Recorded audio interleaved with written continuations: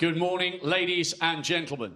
In the 47-year history of the Kazoo World Snooker Championship, only 60 men have ever graced the single-table setup at the Crucible. 7 of today's 8 contenders have been there again, and they will be desperate to do so once more. By the end of tonight, 4 men, only 4, will be within 1 win of the ultimate match. It's showtime here in Sheffield.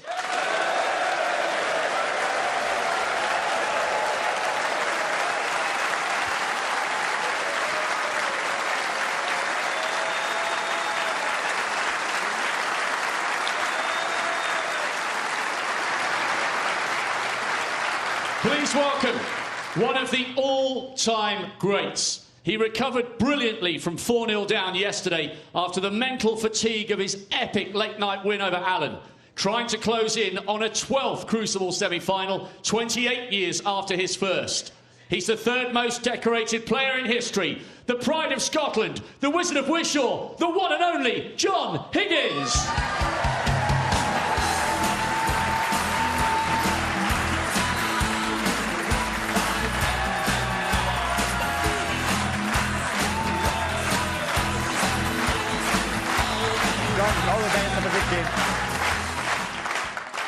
And his opponent, without question, back to his very, very best with this run in Sheffield.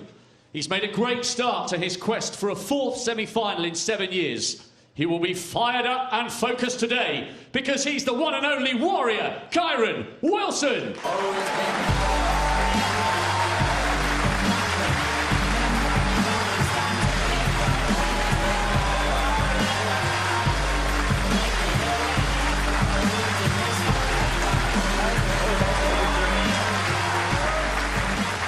And now to a player 5 frames away from the biggest win and the biggest payday of his entire career. For 2 grueling sessions, he stood toe-to-toe with one of the sport's most prolific winners. Can he do so again now for a famous victory? Always calm, always composed. He's the silent assassin, Jack Jones.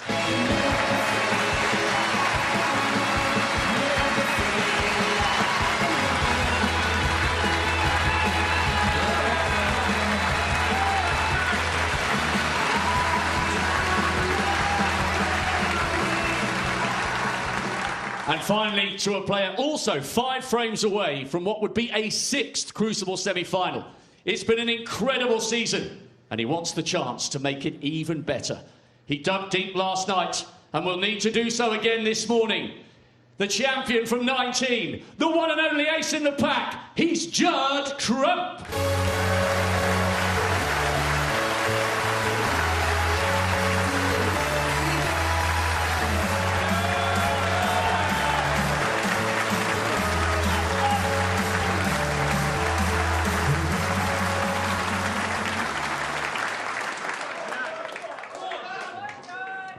Good morning. The 12th day of the World Snooker Championship, the day that will decide the 4 semi-finalists at this year's Crucible Fiesta. And it's Kyren Wilson to get us underway in session 2. Wilson thoroughly dominant in the early stages of the first. Higgins coming back impressively in the second half of that opening act. 13, of course, is the target. Another 8 frames coming your way this morning. Neal Foulds alongside me. I think, Neal, that Higgins will be happy with that scoreline, and Kyren Wilson perhaps a little disappointed given that he was 5-1 up.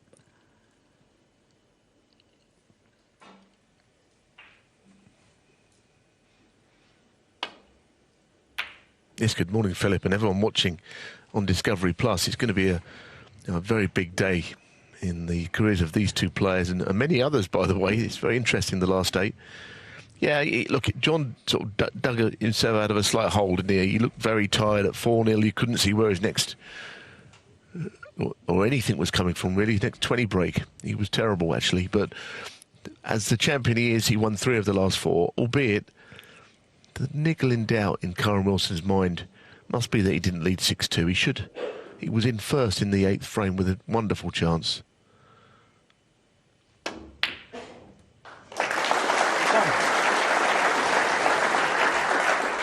He started very sharply yesterday, and he'll be no doubt trying to do the same. Yes, in that 8th frame he got in, it looked like he was sure to convert it, and as soon as he didn't, he missed another red, and you know, probably the session warranted a 6-2 lead actually on the balance of play, given that Kyren was by far the better player. But there's a long way to go. These things would be sort of washed away as the afternoon and tonight progress, I think. A lot of snooker to be played yet. Wilson looking to address a poor recent record against Higgins. He's lost in their last 5 meetings and has also been beaten in all 3 of the World Championship meetings, most notably, of course, last season, when he won only 2 frames in the second round match. Higgins perhaps to some extent feeling the effects of the extraordinary end to his match with Mark Allen the night before in the first session.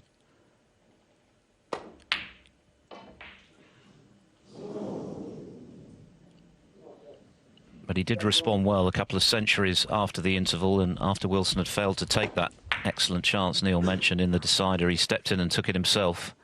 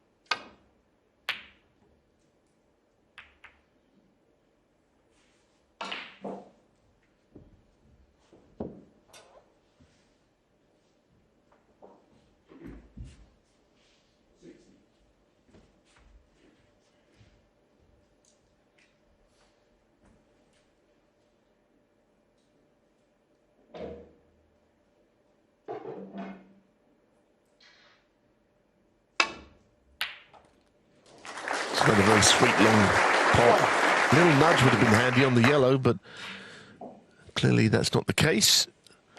The black to middle from anywhere but just about where he's landed would be an easy shot. And I don't think he wants to play it now, quite honestly, from there. So this yellow has got to cure it well. It's not easy. Fraught with danger. Those shots are never easy. You know what you're leaving. You're leaving a chance for your opponent that they haven't really earned.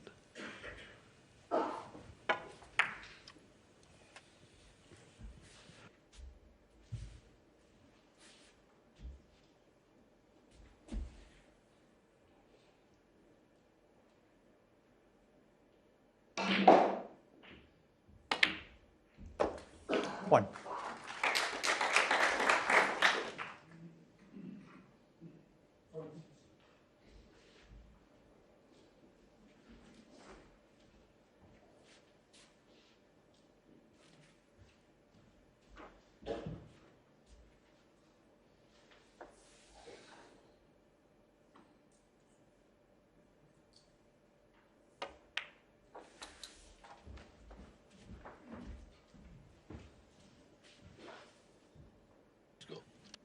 Eight.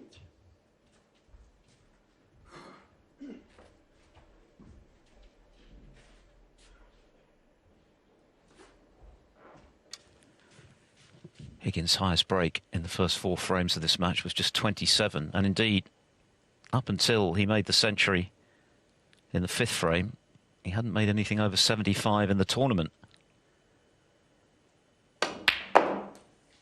9. His highest break in the first round against Jamie Jones was 68. But he was able to raise his game in the second half of that first session, and it's got him right back into contention when, at 5-1 down, with Wilson playing the way he was, it was beginning to look as though the match was getting away from Higgins for good. I think that red he just knocked in very solidly, got onto the blue. That sort of shot will give you confidence because he hit it absolutely A1. And he's on that red as well. So a good shot from blue to red also.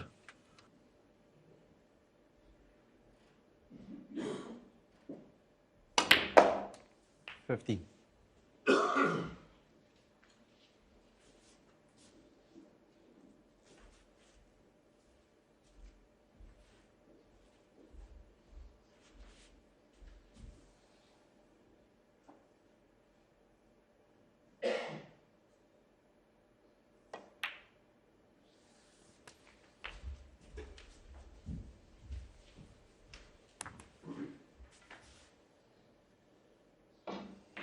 $22.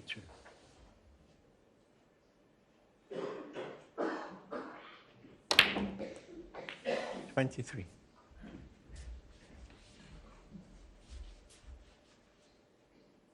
Well, Kyren will be ruining that miss. He knocked in 2 long reds.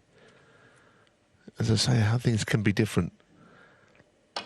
Where he missed the yellow, if he'd have just grazed the yellow, he'd have played black to left middle, which was an easier shot. That's where the small margins play a part in this game.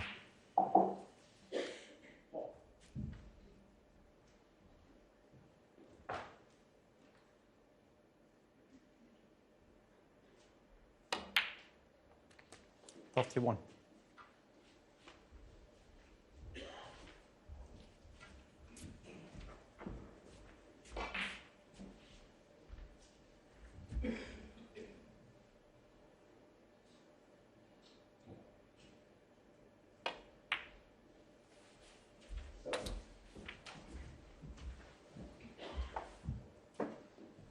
$36.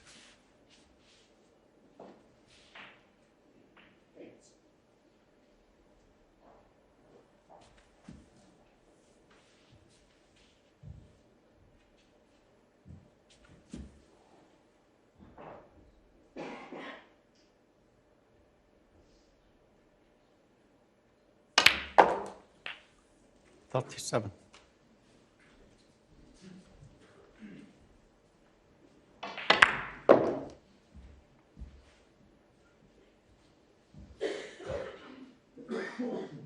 Blue ball.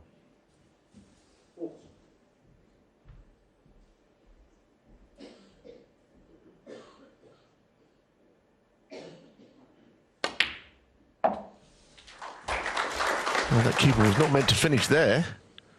What is that shot? Don't really understand that. 42. I mean, what has he done wrong there? It's very odd.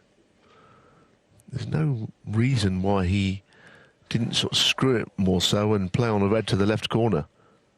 I mean, you could have had 50 guesses as to where the keeper would finish after that Higgins, 40. blue. You would never have put it where it did finish.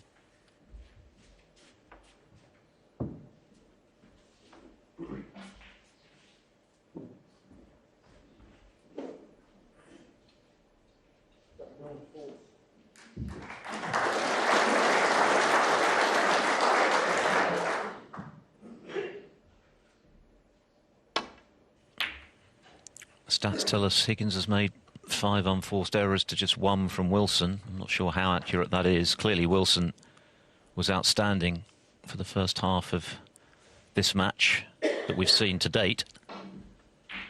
It was really just that 8th frame where he'll feel he let himself down a bit because the balls were all there. He had an insurance red that Higgins had just missed over the yellow pocket in case things gone wrong. Fortunately for Wilson, they went wrong almost immediately, and when he potted that easy red, he lost position, and of course Higgins got in and made a century. Very different complexion, 6-2 and 5-3.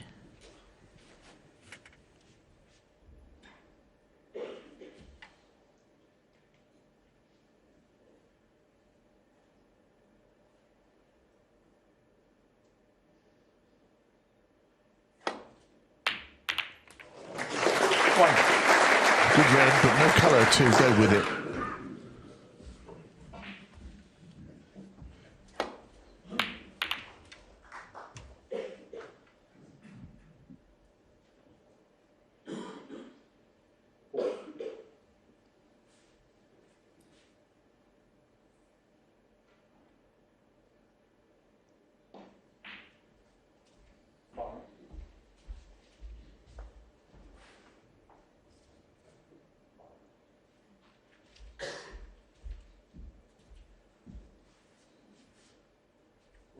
Play ball.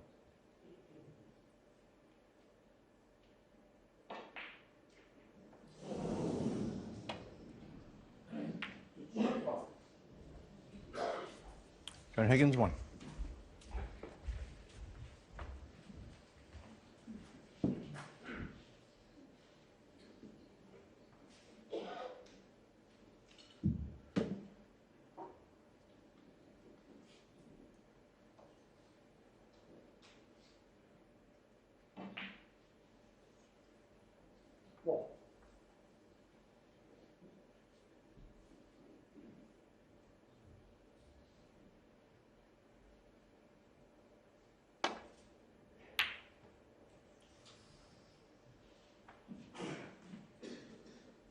Well, with all the colours in awkward spots, it feels that that 41-point lead is a very big one.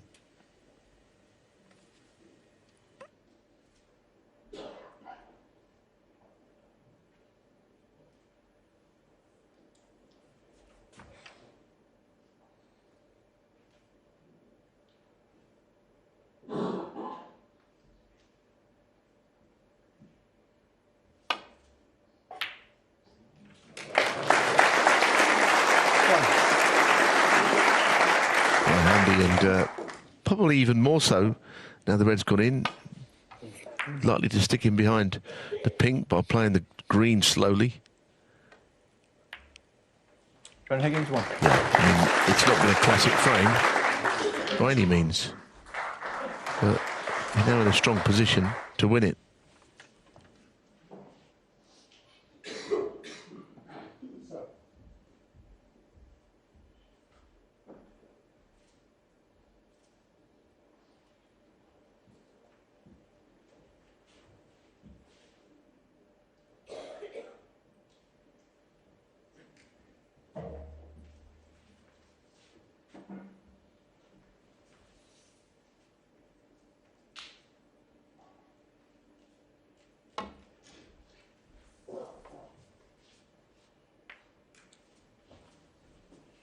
A good shot, but he's left the red to middle. The trouble for Wilson started with the miss yellow early in this frame that allowed Higgins to get in. He was disappointed to run out of position on 42, but that excellent red just now has set up the chance to clinch this frame because it enabled him to lead the snooker. That said, his next colour isn't going to be routine.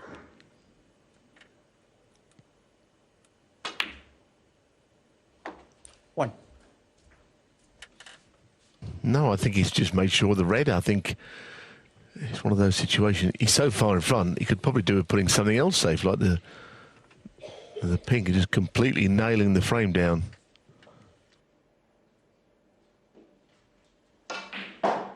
Pink ball.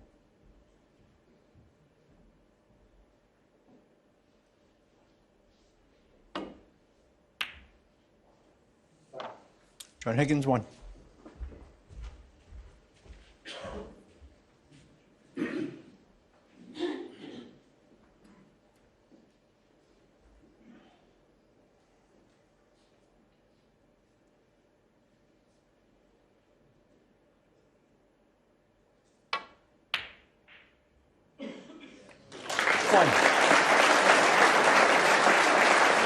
Well, I think now it's a different ball game when it comes to Kyren's options here. You know, he's so far behind, he has to try and roll the black in. He's got to gamble. I just want to say you play a different shot when you're behind to when you're in front. So he's got to try and pot this black. If he misses it, the frame's almost certainly over. If he gets it, there might be just a slight way back in.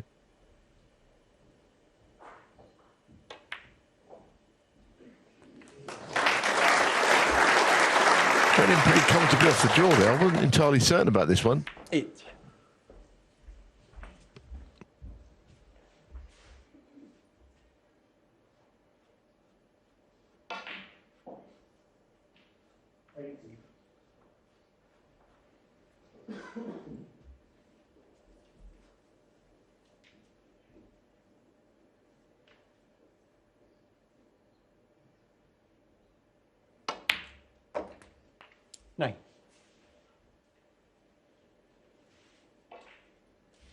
Well, as they often say in snooker parlance, it'd be a good frame to win this one. From a, not a hopeless position, but a very awkward table. A couple of reds all he'd potted. Higgins had broken down with that slightly mystifying shot on the blue where he got in the one place that was no good to him. So then he's put Higgins on the back foot a little bit.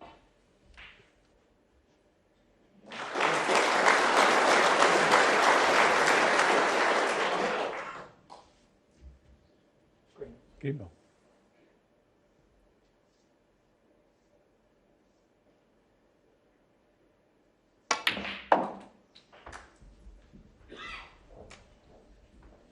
Well, that's good. In the end, whether he meant that, I don't know. But because obviously the red takes him towards the black.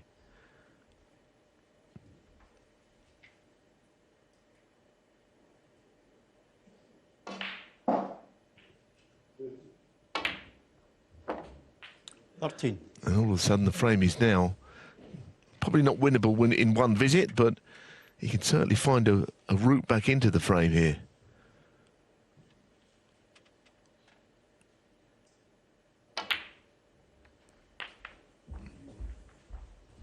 Well, just a little bit more. I mean, it will go to middle. It's tough, though. And these middles aren't 20. generous. If he could have caught just a tiny bit more of that red, it would have been the perfect cannon.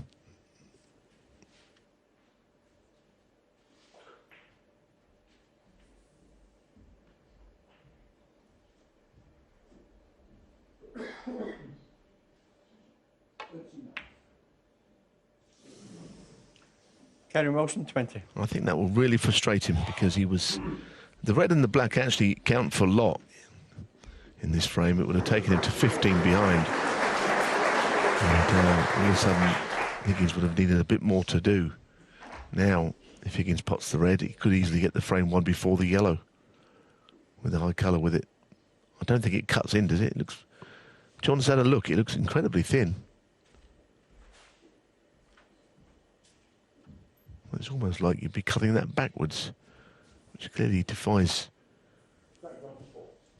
physics, geometry, or anything.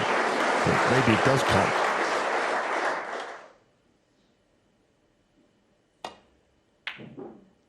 Deciding that it didn't. I think that's probably the right move.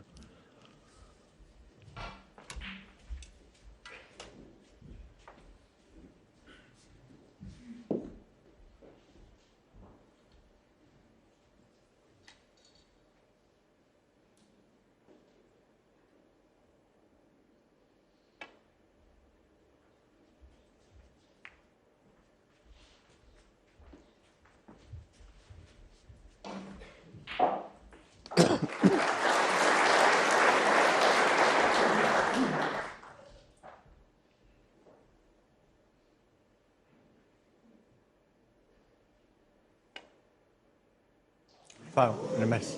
Wow. Carry motion 4. That's a big mistake from Higgins to miss the edge of the red. Well, that's a bit of a game changer, isn't it? Now, I don't know what he does here, actually. Straight away. Clearly, he's not going to have it put back. A miss has been called. That is one thing that will not be happening. What would he do?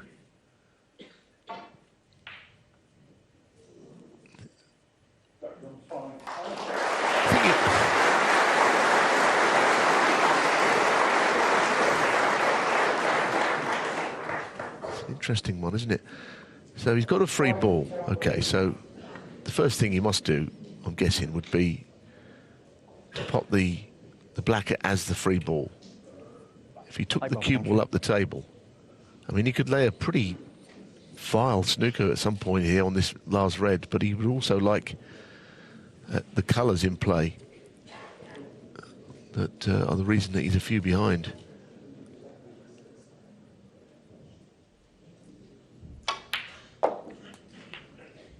Oh, this very interesting shot. What does he do next? 1. I mean, he could roll behind the blue now. He couldn't have done it as the free ball and lay a pretty horrifying snooker if he got it right, but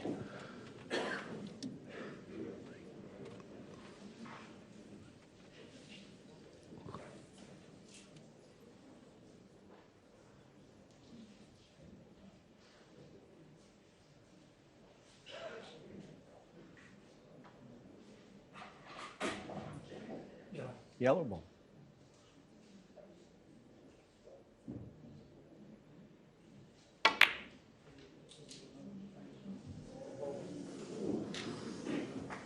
Kyren motion 1. Well, it's hard to argue with that shot. He's developed the frame.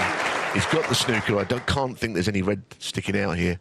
I mean, on a really unfortunate day, that cue would have fell into the middle pocket. It's not that difficult a snooker. He could have laid something a lot worse, but he has at least brought balls into play that he will need.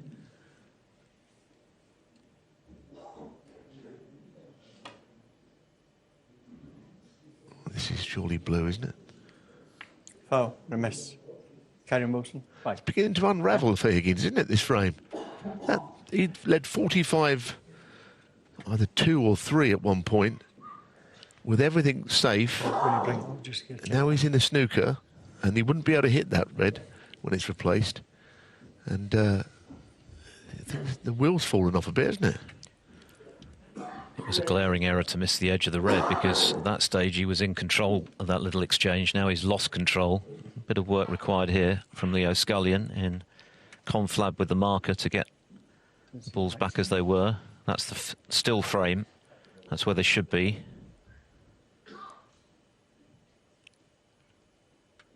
One thing that's very important here, and I don't think John would take it anyway, the red he can't hit. He can't hit the red. So you know, he's not going to put the balls back so that he can hit it, because that reminiscent of an old incident here at the Crucible, actually, where a player, the balls were put back incorrectly and he proceeded to crash the pot in. That was not even available the first time, many years ago. Well, he's hit it, but he could be in more trouble here.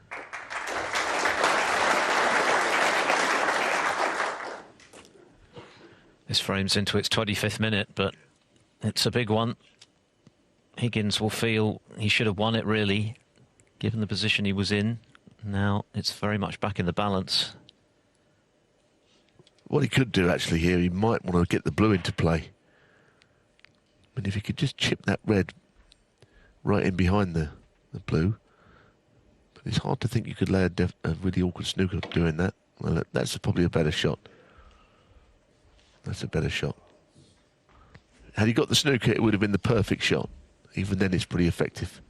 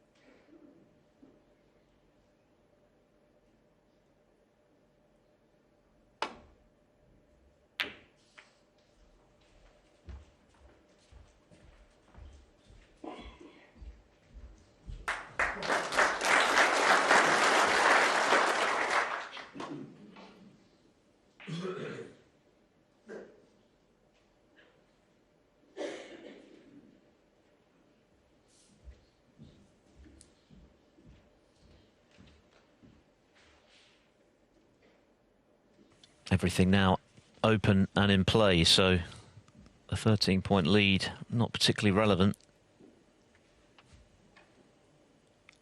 Kyren Wilson bossed the safety in the first half of session 1, which is quite some feat against John Higgins.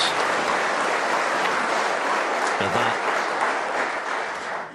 well, it's been overhit, hasn't it? Look at the way the red has come flying back up the table, and Higgins in the end lucky to cover it. Absolutely flew up the table. Could easily have left that red for Wilson, and that would have been a frame-winning chance.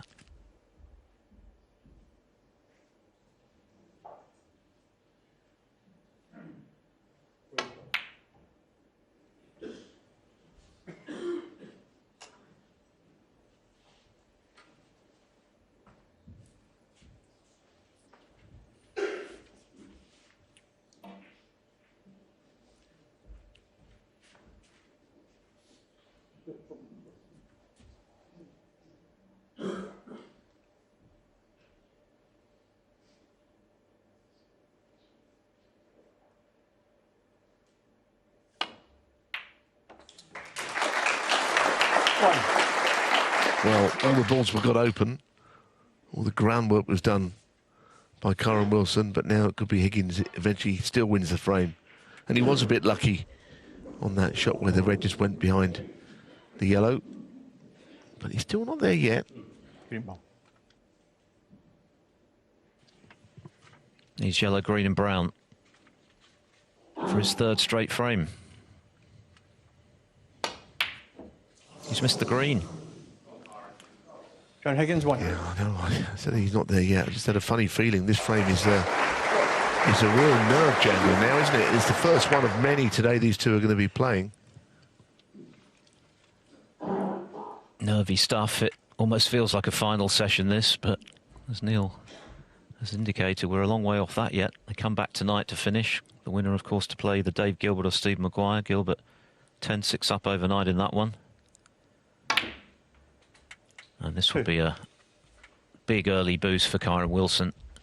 If he could pinch this one, he's been second favourite throughout, but he's still got plenty to do. This is a tough shot coming up. We know how proficient he is with the rest.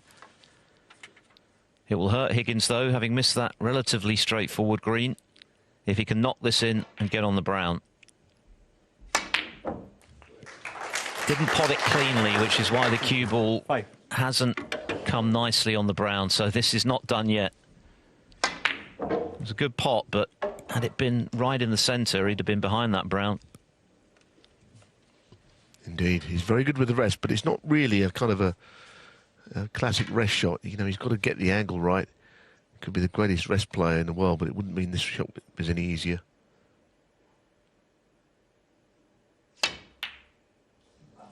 It's just a horrible sort of shot, really. He's got to stun it, use maybe a trace of right-hand side. But it's at a real premium, this first frame of the day, isn't it, on this table? Goodness.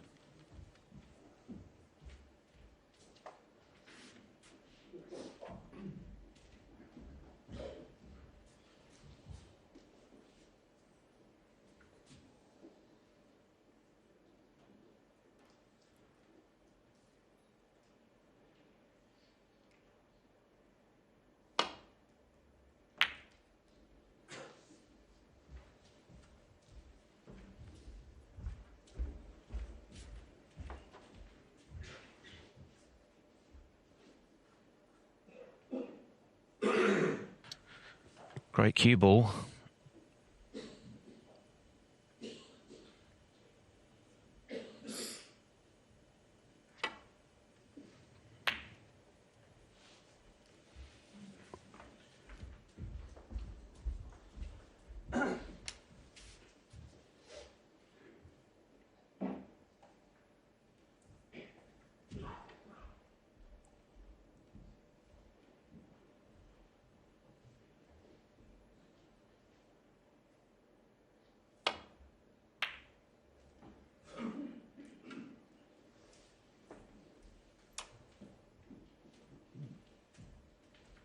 That's an excellent shot. I mean, he had a big target.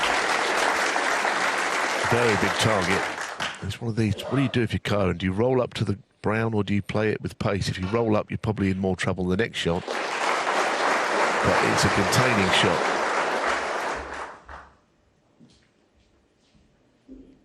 It's a good shot. But as I say, now John Higgins could get some separation here. Obviously less risk attached this way because he was never going to leave John anything.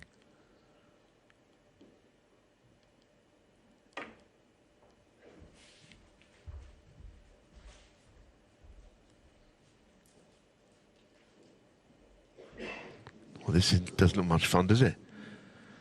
Right over the top of the black. I mean, especially when you've got a long distance from cue ball to object ball because you're so intent on looking at the cue ball, you can't see up the other end at the ball you're trying to hit.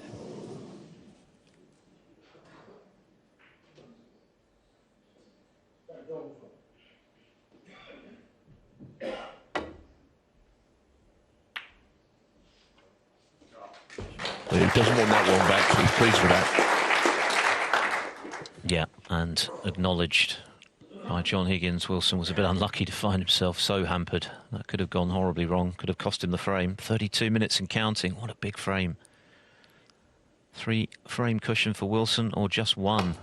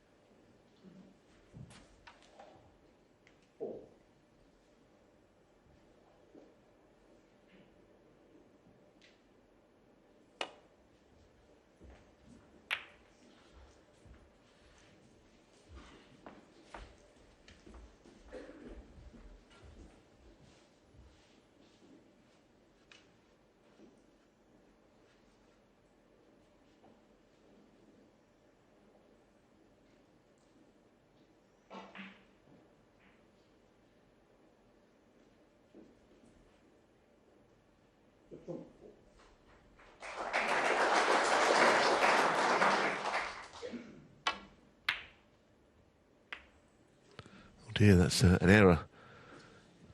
It's not an easy brown to middle, but that was a sloppy shot from Kyren Wilson, because that could have gone right over the middle.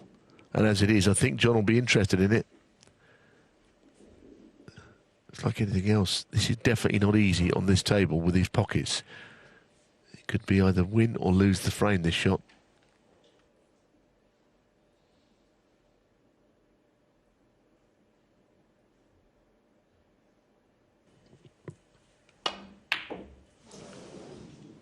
Very difficult, particularly at that pace, but the result is pretty good for Higgins. Yeah, he had absolutely no idea of where the balls were going to finish there. He's been lucky.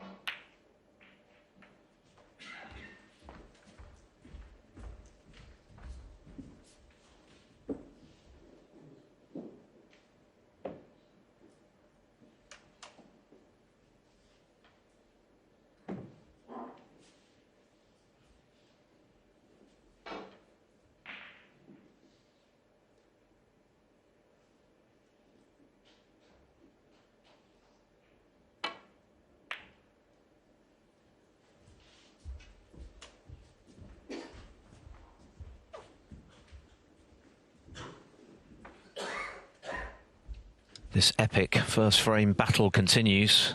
Both players acutely aware of how important it is now. John Higgins has looked the favourite throughout, really. But he's not been able to nail it down as yet.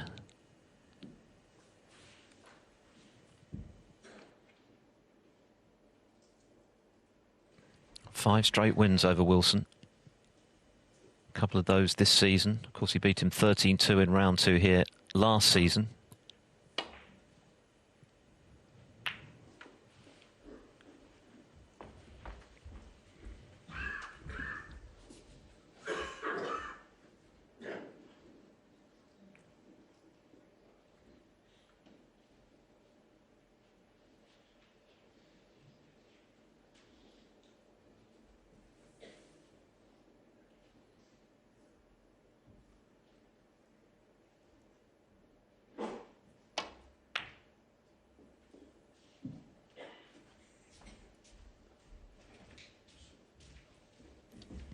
looks pretty good. Full ball snooker.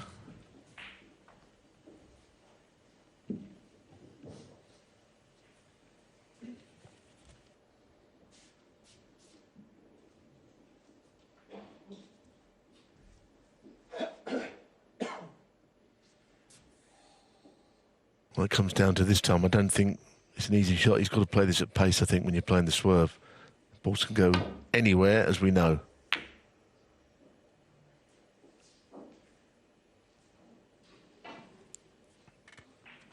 Well, surely it's not fluke the snooker. That's outrageous. That is so lucky. Johnny's having a great run of the ball in this frame. Goodness me. I mean, he had no notion of where the balls are going to end up there.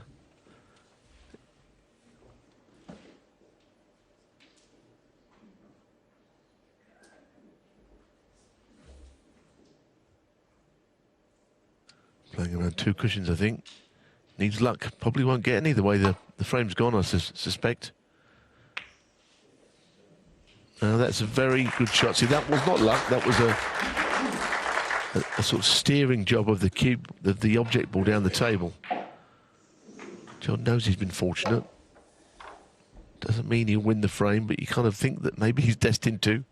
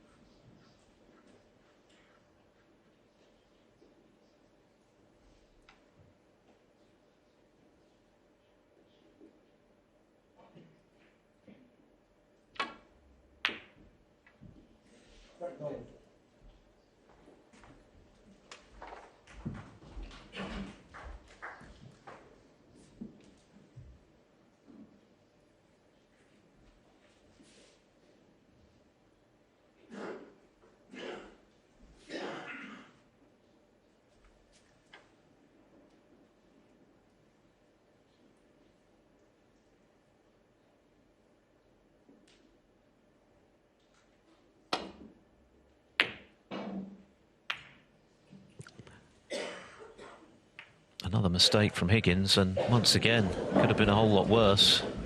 Well, I mean, the pink has now stopped the brown from going. It's unbelievable. Well, we're complete neutrals in this match, but I think we're able to locate a run of the ball when we see it. Seems like Kyren is just not getting a chance now to get this frame won. I wonder if John will be tempted. He's very thin, and of course he'll land in behind the blue if he gets this.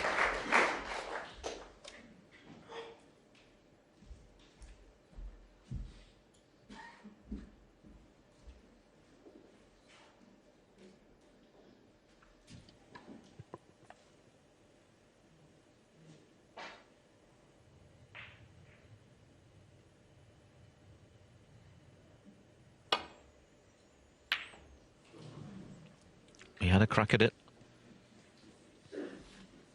In the event, he undercut it. And so this duel on the brown goes on. Yeah, I mean, I think that Kyren has got to take this on.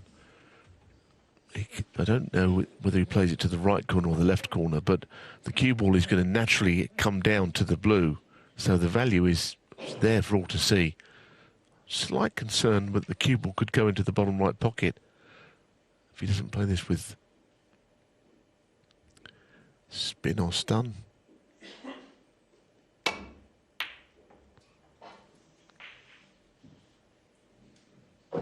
There's definitely a factor that it could have gone in that right corner. Some of the balls that John has missed, I don't think he'd been relishing this long brown ball. It's a real cueing shot, and he isn't cueing particularly well.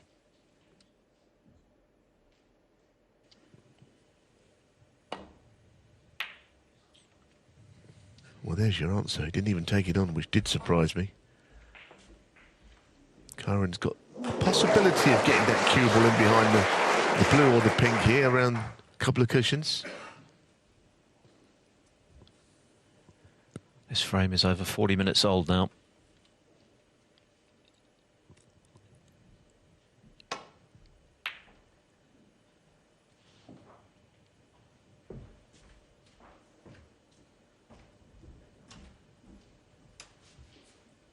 this is a little bit more of a Higgins-like shot, I think. I would give him a good chance of knocking this in. It's about a half ball. Again, cue ball angling around the table.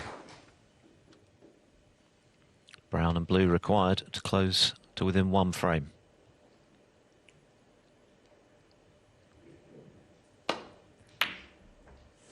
Just overcut it now. Is he going to get lucky again? Oh, it could have been worse.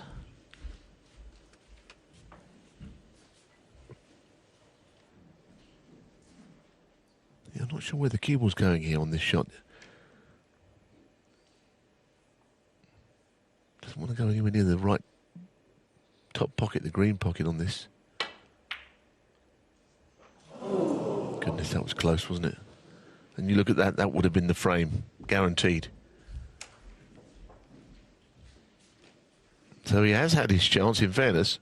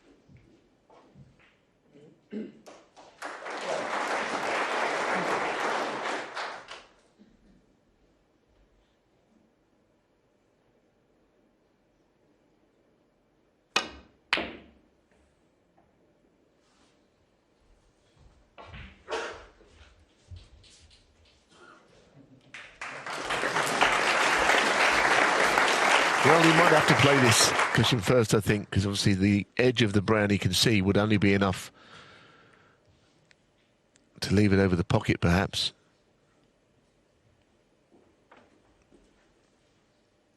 Well, he is playing it, so maybe you can see a little bit more. He wants the brown to be pushed to the right cushion.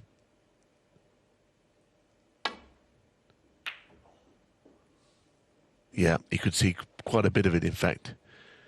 So now that's not bad, because even if he was to pop the brown here, John, getting on the blue from it is not really very easy at all. So he's nodding his head, I think, in acknowledgement of a good shot played by his opponent. This frame is very important. It's 46 minutes almost in duration.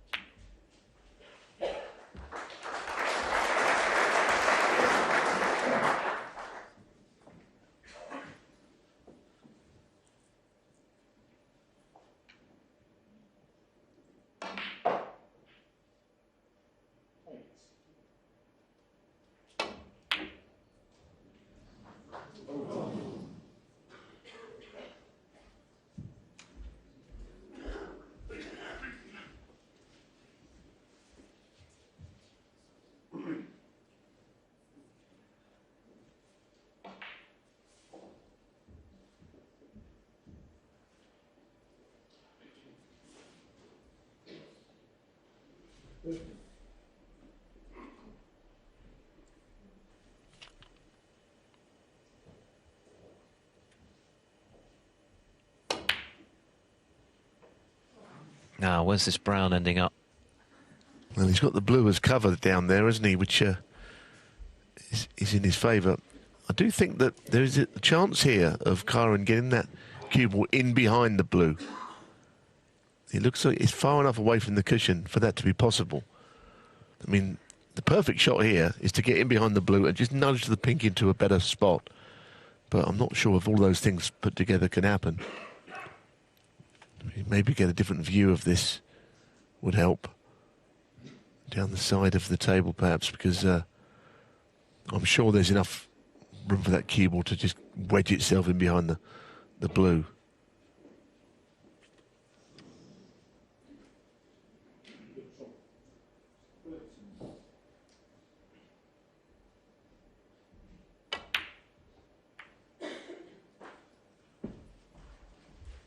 Well, I suppose he's gone the other way, but this brown ball is a very big shot for both of these two now, isn't it?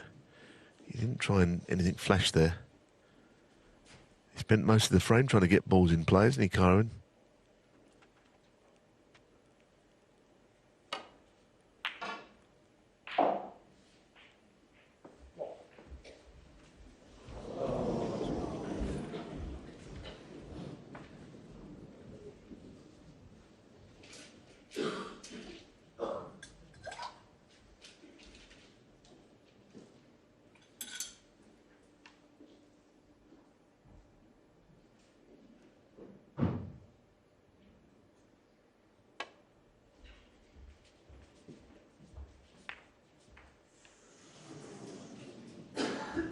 Well, that's a bad error, of course.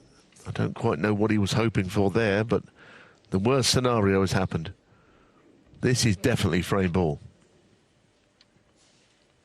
Higgins has rode his luck at times in this duel, this protracted battle on the colours. What a chance to win his third straight frame. It's there. He only needs the blue. Kyren Wilson has invested a lot of energy into this epic frame, lasting nearly 50 minutes to no avail.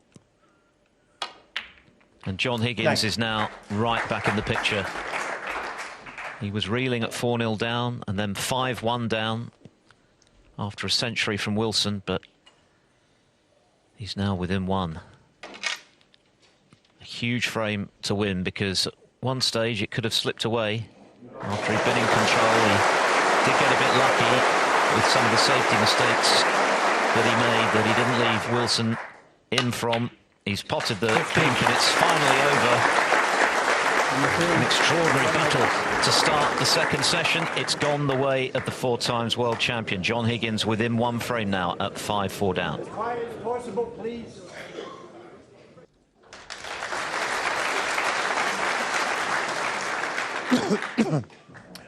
Thank you, frame 10. No great surprise to see the players leaving the arena after a 50-minute frame.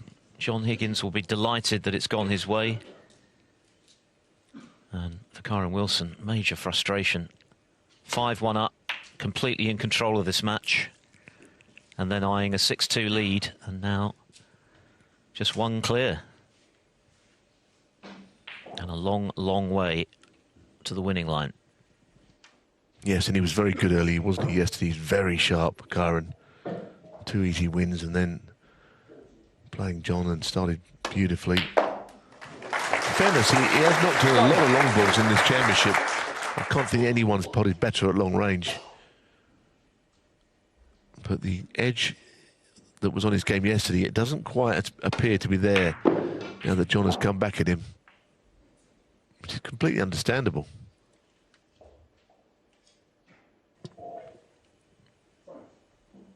Yes, I think you could make a cogent case, certainly at the midway point of the first session, that he was the most convincing player of the tournament so far.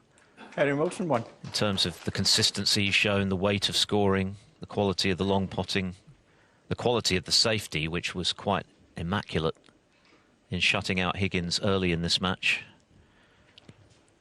Hasn't quite been at that level since, but of course Higgins has played his part in that. He's started to play much better.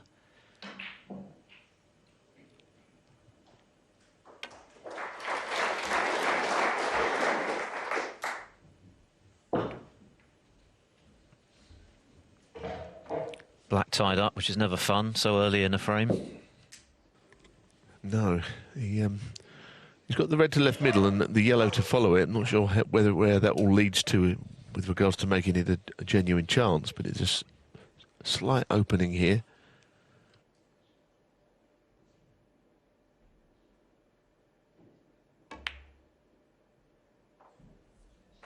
One.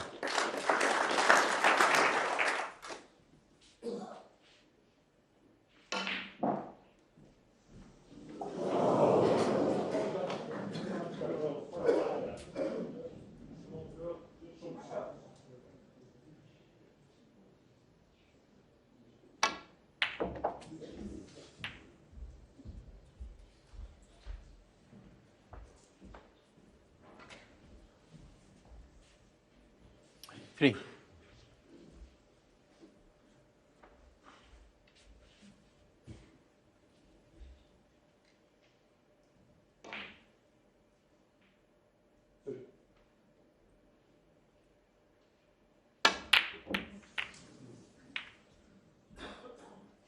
Kyren motion 3.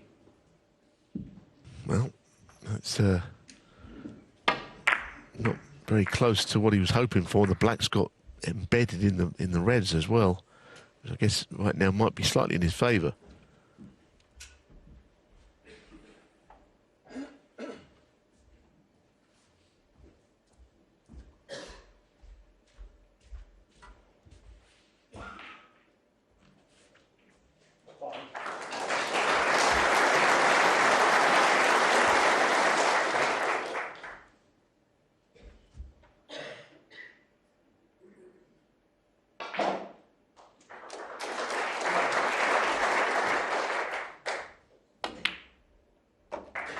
One.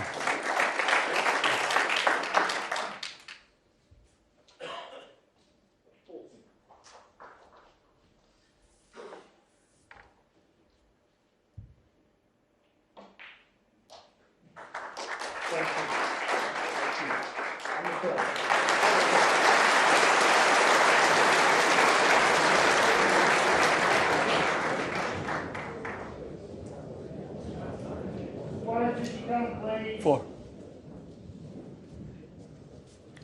Not as Higgins had it anticipated. So he's going to have to take on a more difficult red with the rest by the looks of it.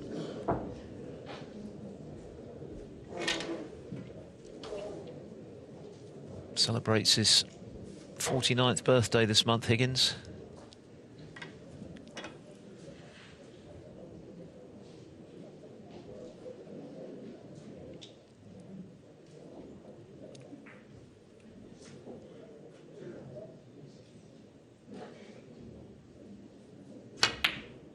No, he's overcut it.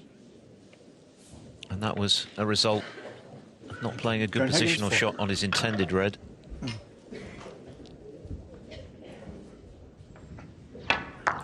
As quiet as possible, please.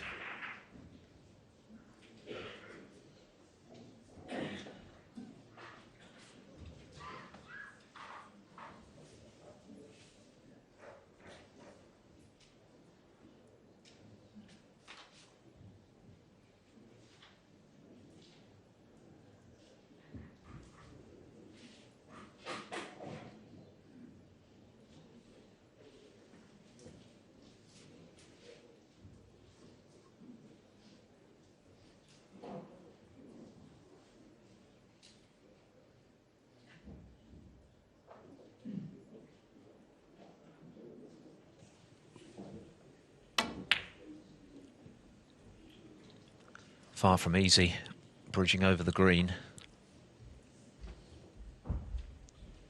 The black well and truly buried amongst those reds.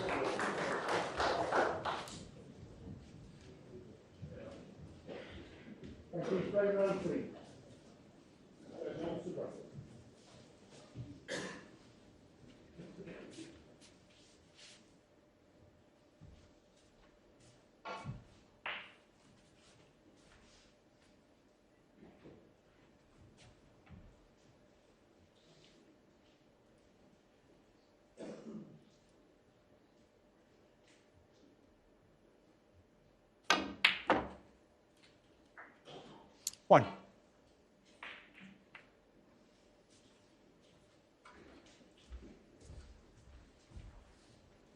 Well, the tension already seems to be getting to both players, and there's an awful lot of snooker to be played. Winning line is a long way off with them both, but for now they're missing quite a few balls. Strangely, I think John is missing more than Kyren, but he still won the frame.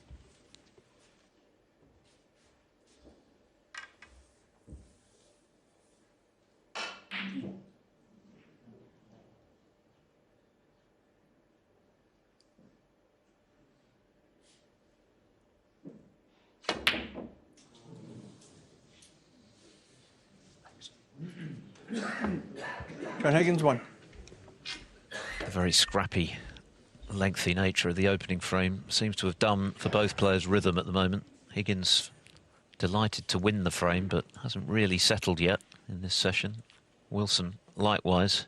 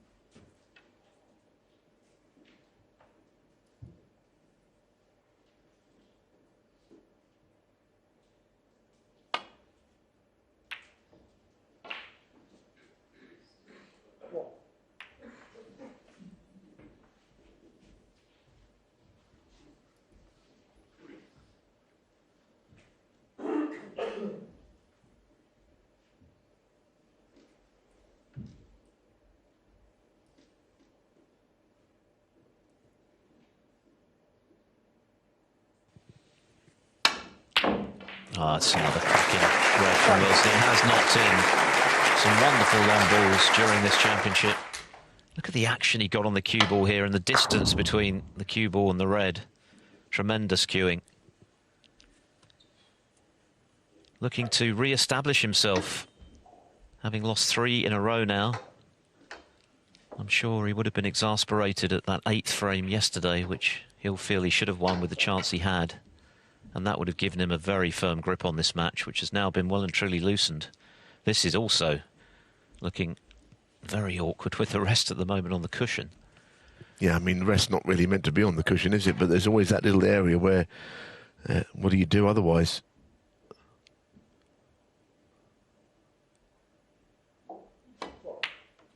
There used to be a little plastic implement that you could put on the old rests, like that you would be able to play that shot, because it would just branch out to one side. But, I mean, I had one in my case for 20-odd years. I don't think I ever used it once. I remember Steve Davis using it a few times. Yeah, that was the same one, but they're very infrequently used. Oh, it's another good pot from Wilson, so a series of good pots.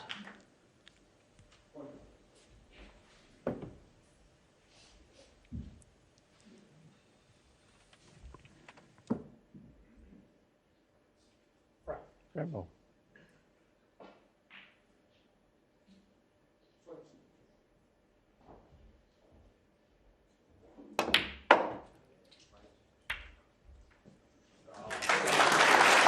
That's a brilliant shot. Yes, the black's still safe, but the red's now in better positions. Very good.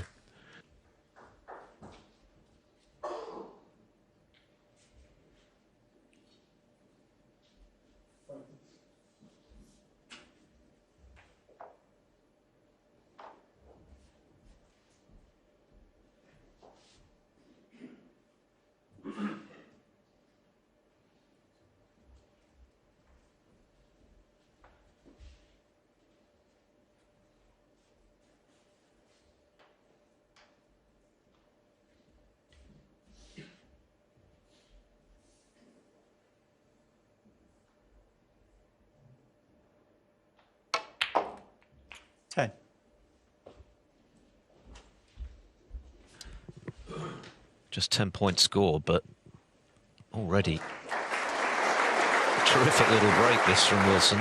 He's created an opportunity for himself with a series of excellent pots. There's no question he's been the better player in this match.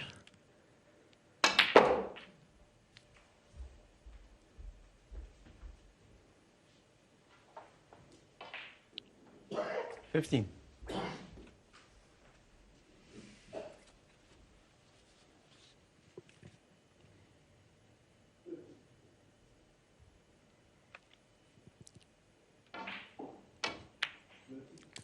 Before the interval yesterday, he made breaks of 70, 95, 93 and 71. Higgins' highest contribution, as mentioned earlier, at that stage was 27. And then after Higgins made a century in the 5th frame, Wilson responded in kind. He only loose frame from him was the last of the session. It proved so important, of course, because it meant that Higgins left the arena pretty happy only to be 2 behind, having been outplayed as he was. And Wilson perhaps wondering what might have been. But if he can take this opportunity, which he's created for himself, get himself 2 clear again, he'll feel a whole lot better after that gruelling first frame that went against him.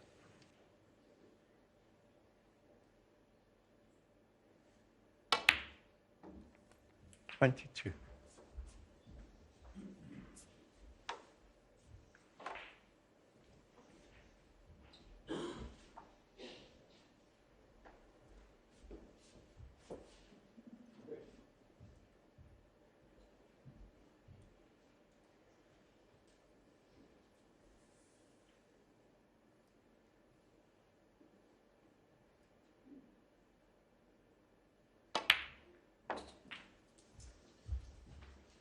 Well, that little trudge around the table suggests that he's not on anything there. I don't know what he was hoping, obviously, to flick a red out. 28. I mean, the double is there, but with the red above the pink available, he's not going to be playing it, I don't think. He certainly couldn't afford to miss it if he did. I think he's playing safe of it.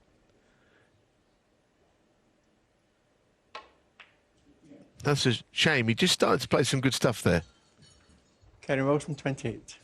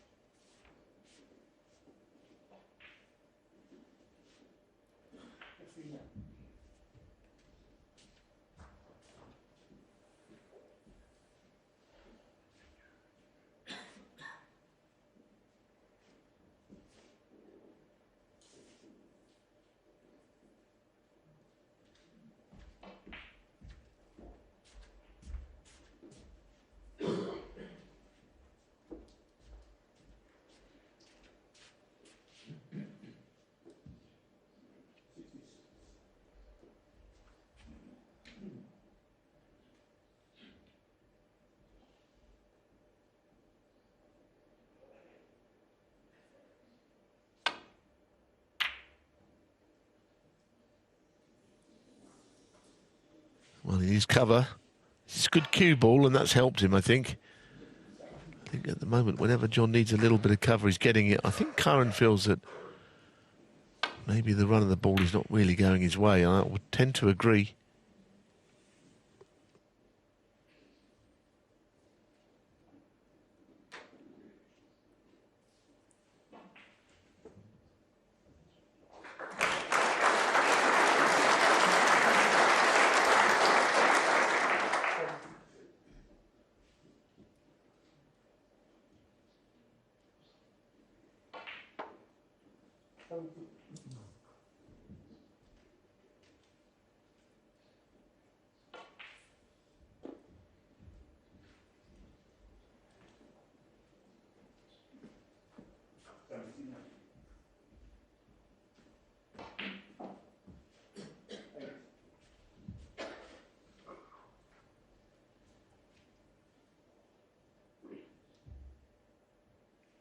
No wonder Wilson's thinking carefully about this. He's worried about the red over the hole and leaving it for Higgins.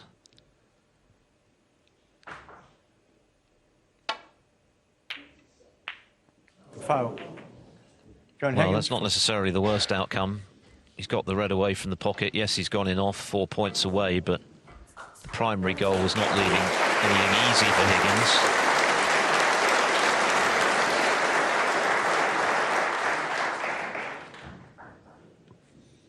Yeah, I mean, I don't know quite what he did play, but I think he probably played to shift that red. It could be that he almost got what he played. But, you know, with cue ball in hand, even though John's long game is not completely firing, you wouldn't put it beyond him to knock one in here. And trailing by only 23, very little.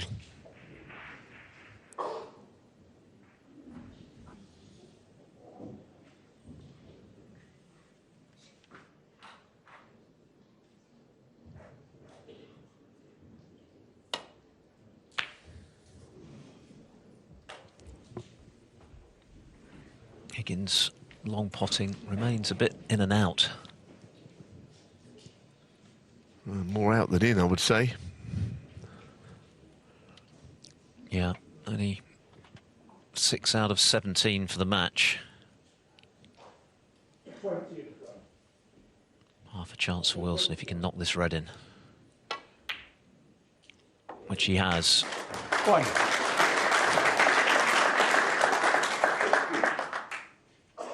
Well, at last, a proper chance now. Yes, he's a few in front. He needs to dispatch this opportunity and get the frame one.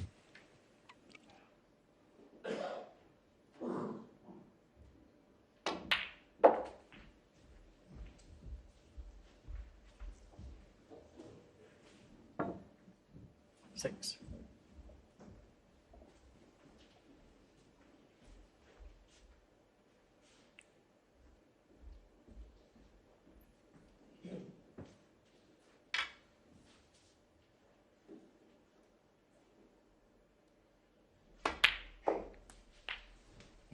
Seven.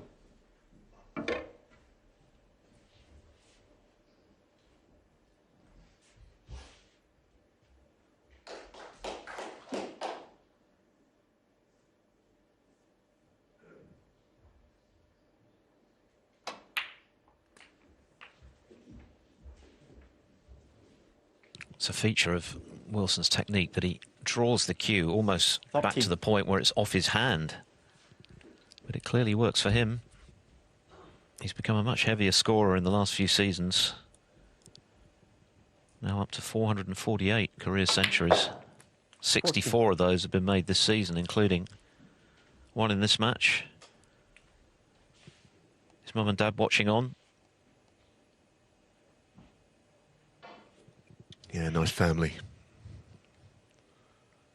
Close-knit family as well. Just for a moment, it looked as though it might be wide, but it's dropped. 20. So this red is frame ball. And that'll be a relief for 21. Kyren Wilson. But he's played a very good frame overall. He got in initially with some great pots. Ran out of position.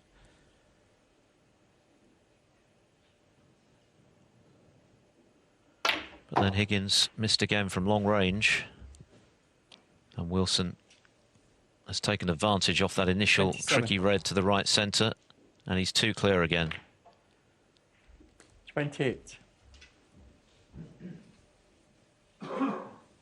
Yellow ball. Kyren Wilson, 28. Kyren Wilson gets the disappointment of the epic opening frame of this session out of his system to pull too clear again. He leads John Higgins by 6 frames to 4.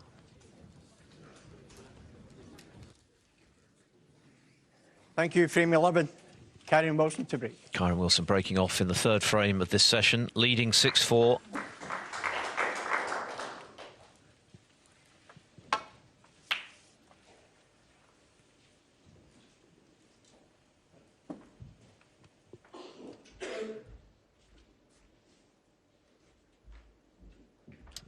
They're back from 7 o'clock local time tonight to finish.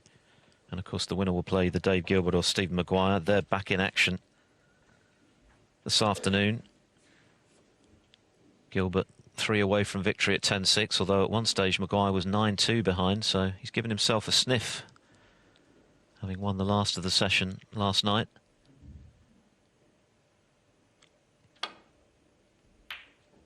Despite at one stage banging his hand on the table, but maybe Maguire needed to get a bit angry. He seemed unusually subdued in the first half of that match yesterday.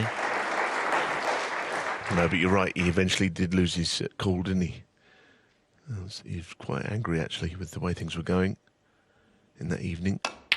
Well, that will encourage Kyren when he's back knocking those in, because it's a constant with him.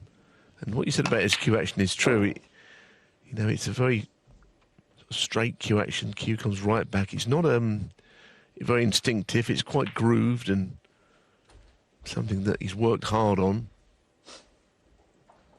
I was going to say manufactured. That wouldn't be the right word. Wouldn't be fair to say that. He's a terrific player. with a great pedigree. This is his 7th Crucible quarter-final. Went to the title match in 2020, of course, losing to O'Sullivan. 2 other semi-final appearances. One of those a loss to Higgins in a tight match. But he so often plays his best snooker at this venue. It's been a quiet season by his standards, just 1 ranking semi-final. No appearances in the Players' Series events as he goes into the reds. Could have been a better outcome. This red goes, but 14. It's trickier than it appears on screen, that's for sure. Yeah, again, they're all fairly acute, these pots into the middle pockets. They're gettable, but they're not simple.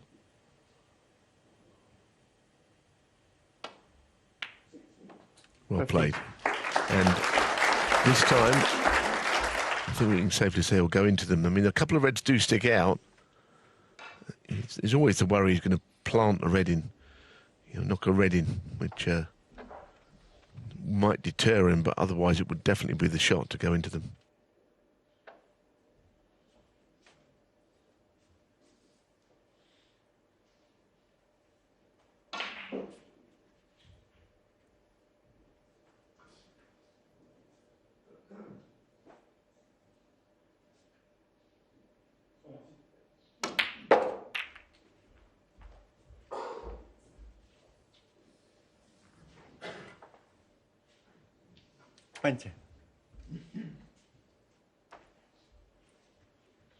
Well, that's why I think he didn't go into them. He felt that there was the possibility of knocking a red in.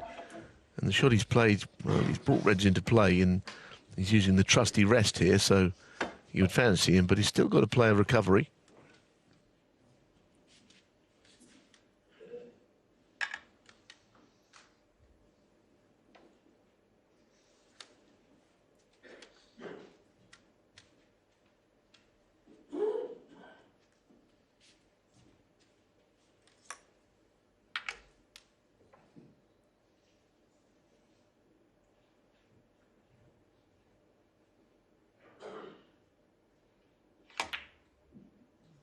No. Hit it too thick. So that's a let-off for Higgins. And not only that, Wilson's left him a chance. A couple of reds available. A shot you'd have backed him to get, even though it wasn't easy, never is, when you're using the long tackle on the cue and rest. Just when Wilson was threatening to maybe break away again with a 7-4 lead, here's Higgins, only 20 behind.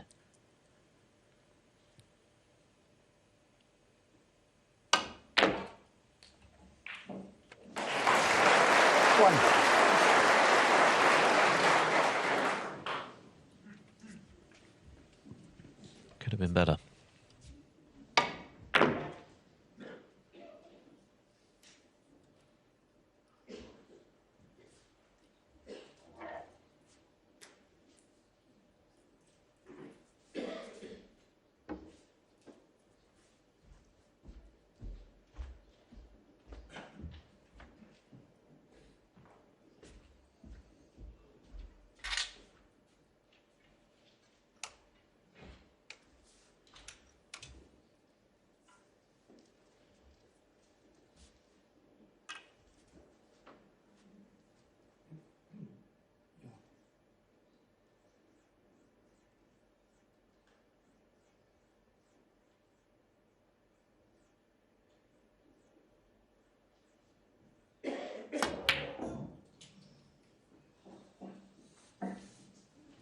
Not for the first time today. Higgins misses with the rest, so that chance to get traction in this frame came to very little. This one into that corner in the previous frame with the rest. Well, you might have expected Higgins to play a little better, I think, today, given that he might have had a reaction, but really he has not played any good at all. The first frame was a terribly difficult frame, which he fell over the line in it, quite honestly. Now, how's he going to get from blue to red? He's going to have to hit this very hard.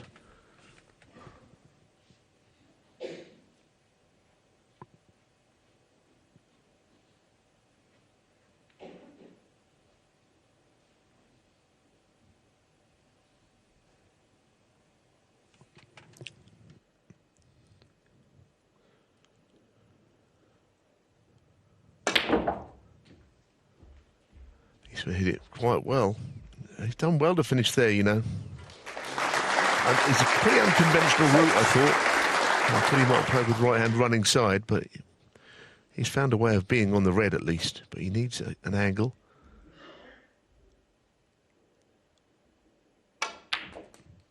Seven. And I don't think he's got one now. Looks like he's got no angle. And the reds are packed together.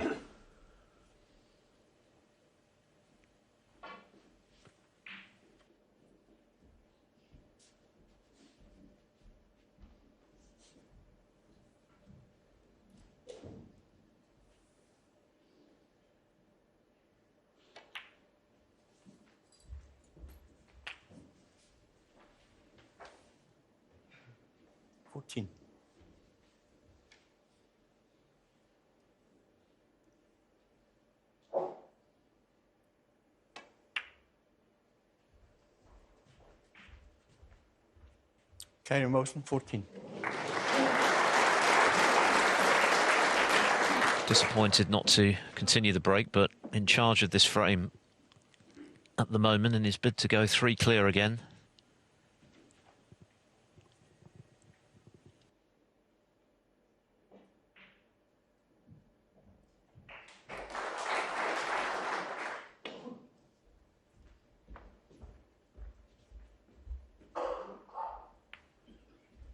Well, that's no good.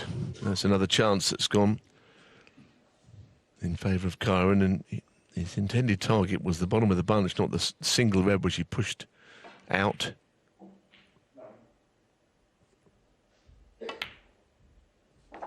One.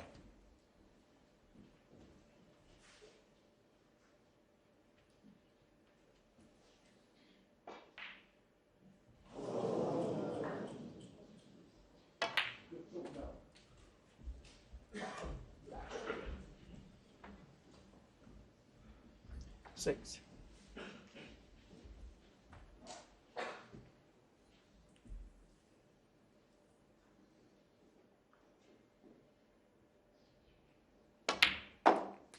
Seven.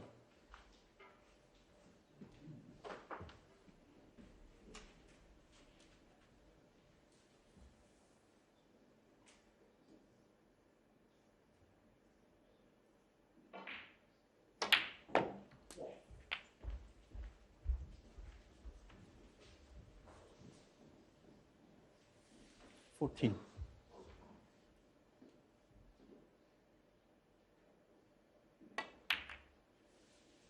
$15.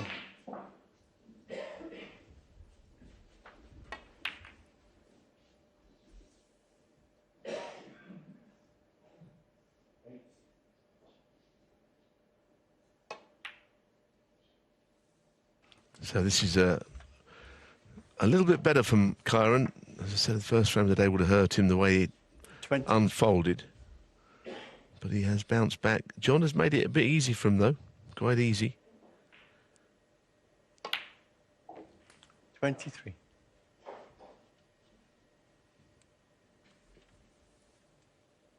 Needs one more red off this black for a 3-frame cushion again.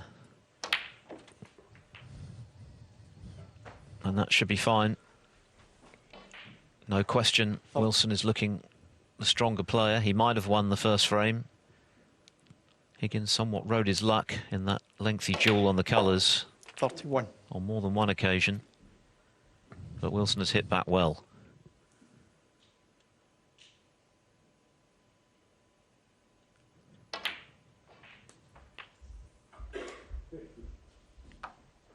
So Higgins is going to have to regroup now. Got himself right back in the match from 5-1 to 5-4, and now 3 behind again. Still another 5 frames in this penultimate session. Wilson unquestionably on top. Not just in terms of the scoreline, but in terms of his snooker. His long potting is better. His safety has been better, which has been key. And he's made 45. Several more breaks than his opponent, albeit that Higgins has made a couple of centuries. Not much apart from that. Wilson has been much more consistent. 51.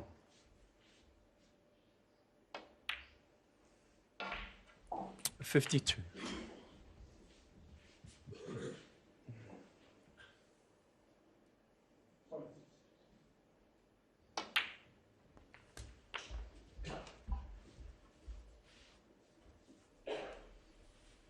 $59. 60.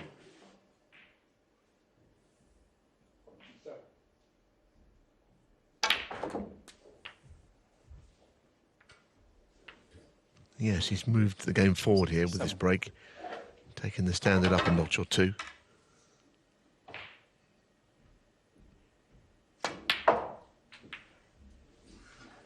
Thank you. Probably won't go any 69. further, but 69 break. There's his mother and father. Rob and Sonia, who have supported Kyren from his junior days all the way to the present day. The break will go further. What a shot.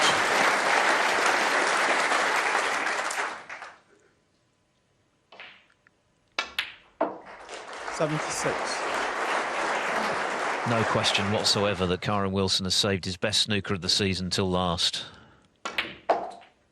This is the form that got him into the final 4 years ago. He's playing as well as anyone in this tournament. There's no doubt about that.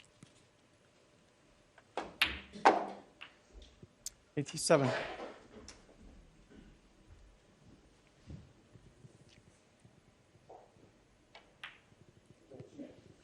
Thank you. Kyren Wilson's sixth break of over 70 in this match.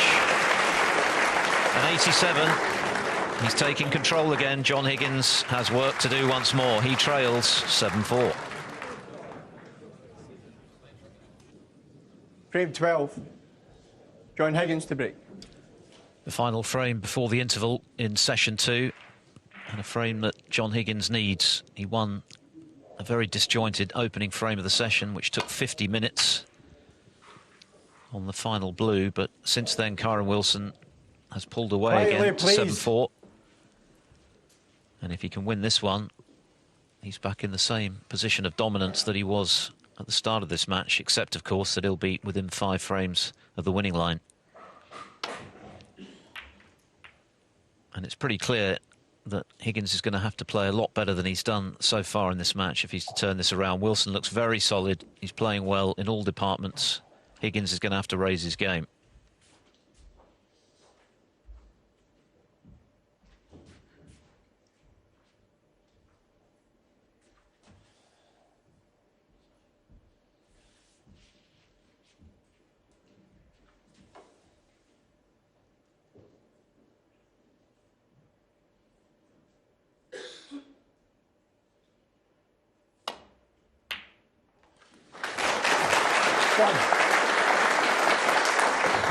Knocked in too many long pots today, John. That's one of the few. But it was one of these half-ball shots which he doesn't involve any sort of extra cueing or force. He wouldn't write John Higgins off, but he really has to play better. He's not been sharp today.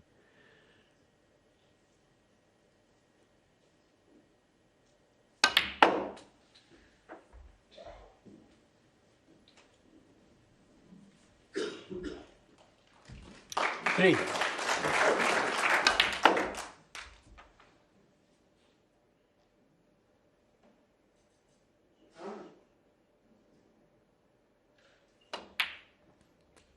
Four.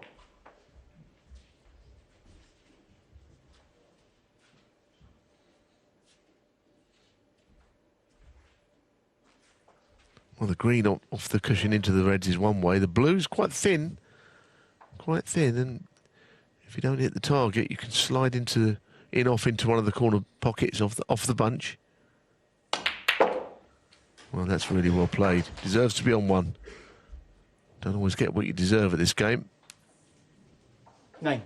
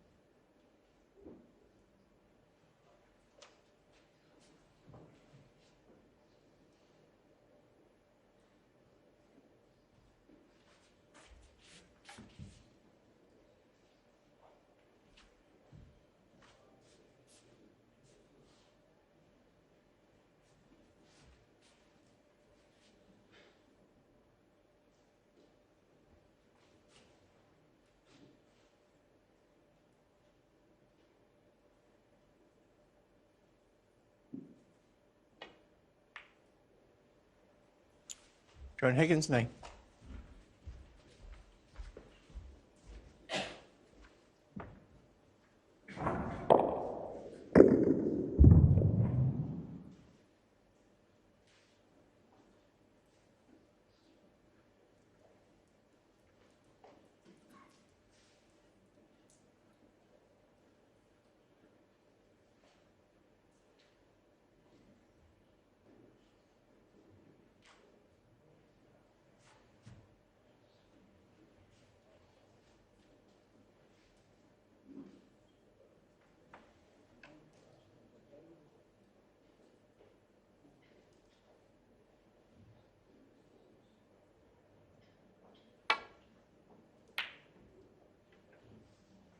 It's a good shot to avoid that red on the right, the top red.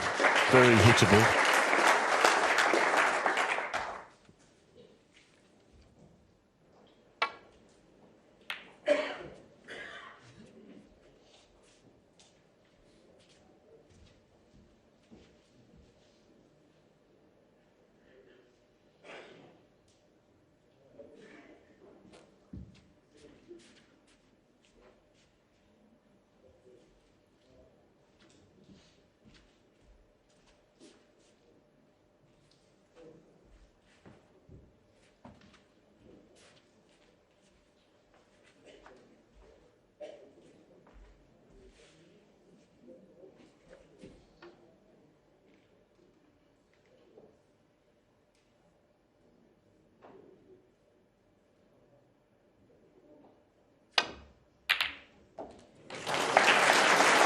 It always seemed on, didn't it? Although I think he probably expected the cue ball to head back for safety. And that wasn't a dead cert plant.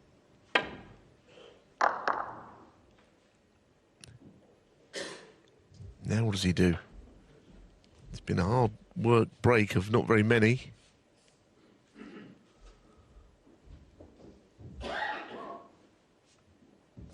Got in first and made 9, and now this opportunity.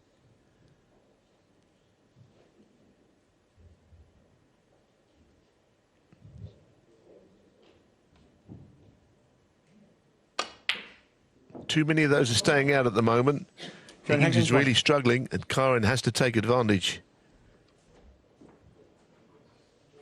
You wondered if winning that opening frame might change the dynamic of this match, this session, with Higgins having then won 3 in a row, but he's not been able to build on that. And here's a chance for Wilson to win this mini session and reassume complete control of this quarter-final. 1.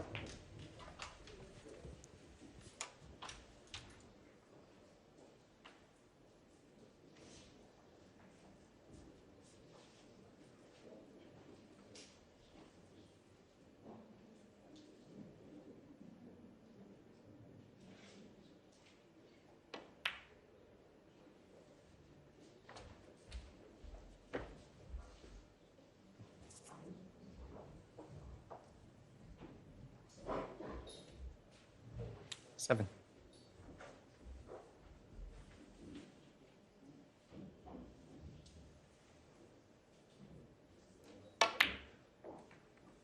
Eight. Wasn't a very convincing shot because I certainly didn't mean to hit the pink, but he's still on the blue anyhow.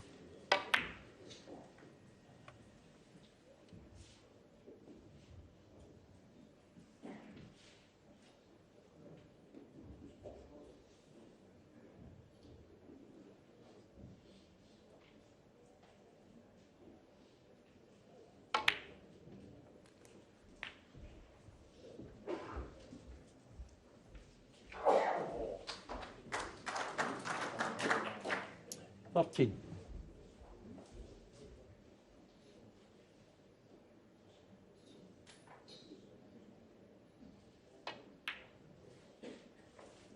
Fourteen.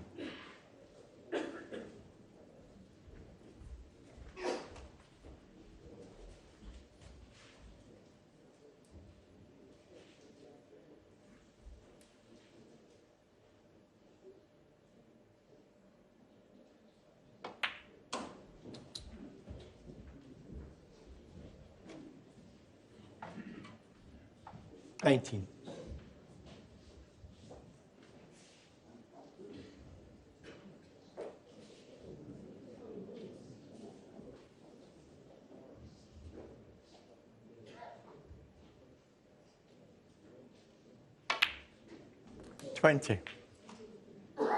Quietly, please.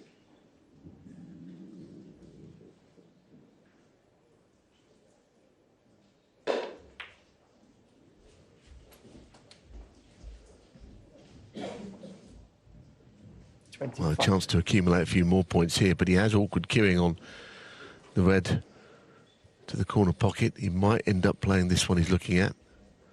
But he did let the cue ball overrun there, because the red by the pink probably would have been the nice one to be on. There you see it.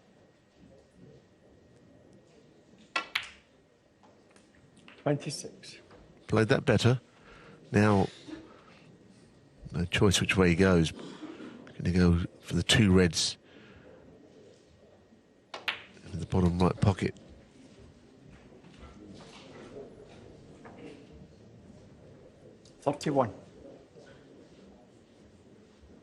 Chance to stride away in this match, it feels. John has got to do what he did yesterday after that first session and find a way of regrouping, because he really hasn't played very well at all. Everything that has been important, every important shot he's missed or played poorly. So unlike John Higgins. Higgins' pot success now down at 85%. Wilson's hovering around 90.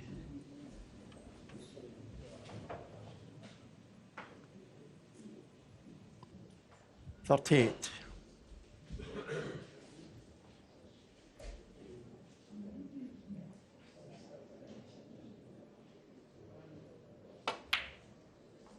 $39.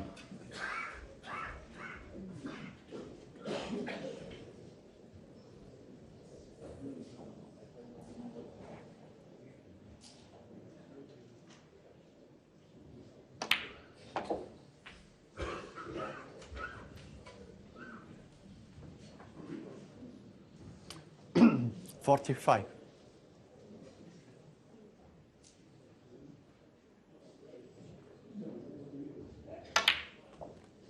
$46.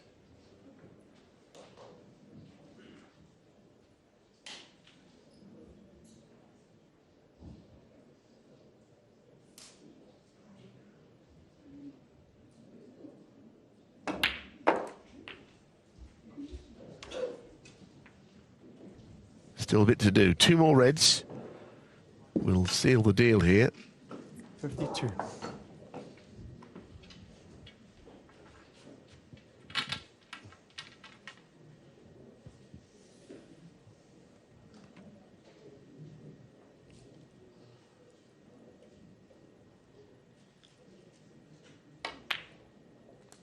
$53.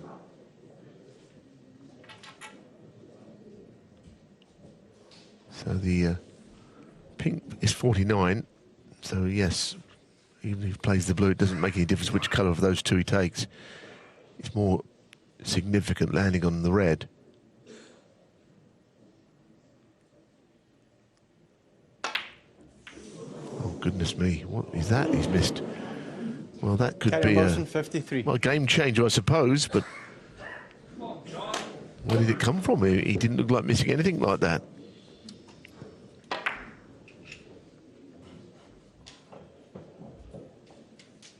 That was certainly out of the blue. How significant is that going to be? Higgins possibly eyeing up a double, shades of his 71 clearance to deny Mark Allen in the previous round in the deciding frame on the black. This is how it started, with a double.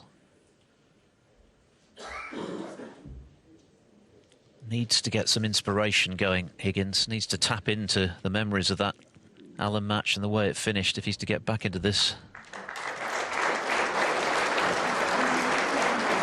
I mean, it never looked in doubt, to be honest. That was a meat and drink double for John Higgins. Where's it going to lead? It's a chance he shouldn't have had. No, it isn't. And this black is a key ball, and as I said, he's missed a number of key balls. You've got to be accurate on these. But he played it in such a way that he fancied it. Now, if Kyren Wilson loses this frame after being in absolutely pole position, then we're seeing a different phase in this match, I think, starting to be put into place. 9. Because there's nothing difficult about this except getting on this red. He might clear up.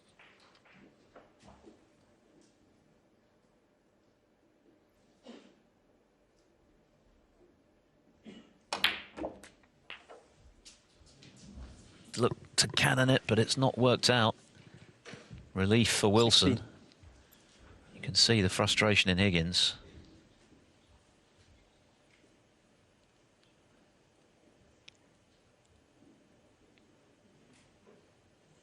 Huge frame now. Both players have had chances to win it.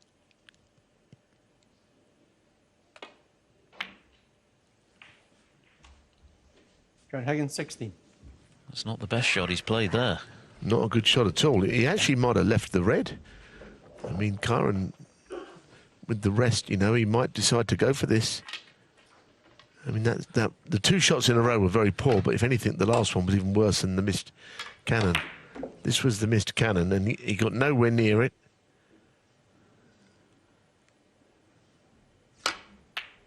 And I decided not to play it. I thought he might try and chip it in and screw the cue ball back down towards the brown and blue, but you know, he's got the snooker. Well, I'm amazed he hasn't tried that. It was frame ball. Yeah, I am too. I am too. Well, the next shot will tell us if he was right or wrong, I suppose.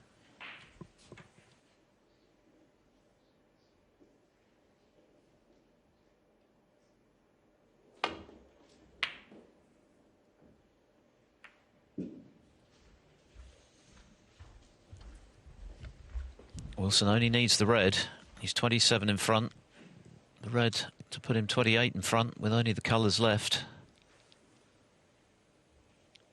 He will be seething if he doesn't win this frame, but if this goes in, he will do.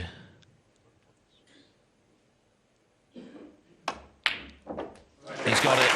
Well, relief for Wilson. It was a good red in the end. But for John Higgins, frustration because he had the chance to steal, couldn't make the cannon, then played a loose safety.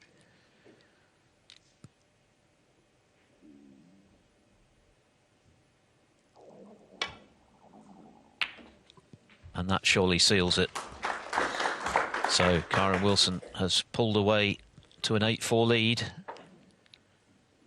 7. 3 in a row from him. Higgins with it all to do again. Well, I suppose now he's justified in playing the shot he did, but I agree with you. I thought he'd try and chip the red in.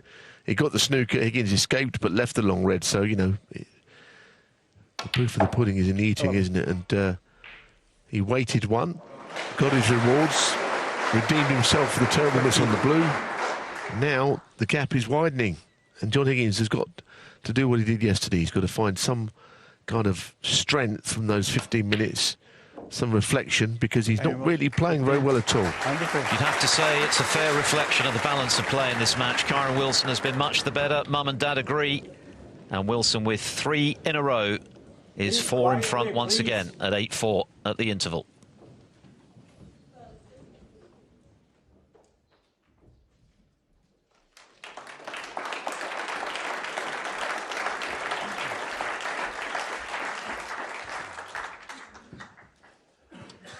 So 4 more frames to come in this penultimate session. Kyren Wilson very much back in control. 4 frames clear again, just as he was at 5-1 up. John Higgins winning a marathon opening frame of the session today, which lasted 50 minutes. And he was a little bit lucky to win that in the end, because he got lucky a couple of times, having made mistakes in leaving Wilson snookered or not on a ball. But Wilson has responded superbly. 3 very good frames from him. He's unquestionably on top in all departments in this match. That is now reflected once again in the scoreline. A commanding 8-4 lead, and Higgins has got to do what he did in the second half of the first session, win it, and get himself back to within 2 frames. Of course, if he won all 4, then parity would be restored. But if he's to achieve that, Neal, he's going to play a whole lot better than he's done so far. Yeah, I mean, he is a great champion who can regroup like he did yesterday. And, you know, if he could do what he did yesterday, 3 out of 4 of the last frames in this session, he would be in the hunt still. But I think if he continues to play as he has been, then the match could slip away in these frames. I wouldn't expect that from John. I think he will find a bit more. But all will be revealed because, you know, you have to remember Kyren Wilson got absolutely hammered by John Higgins in this great championship last season. So to turn it around in 12 months would be some triumph for him.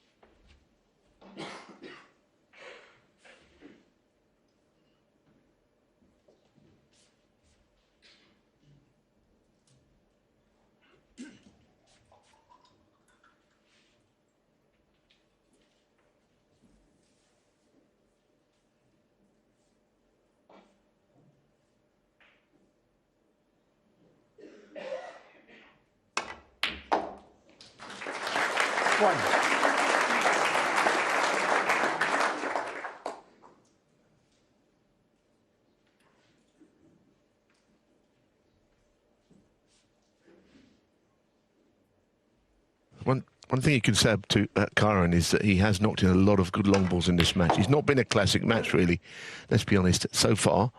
I don't know what we're going to see, but he keeps knocking in long pots, which is sort of tells you about his cue action, that it's fully operational still.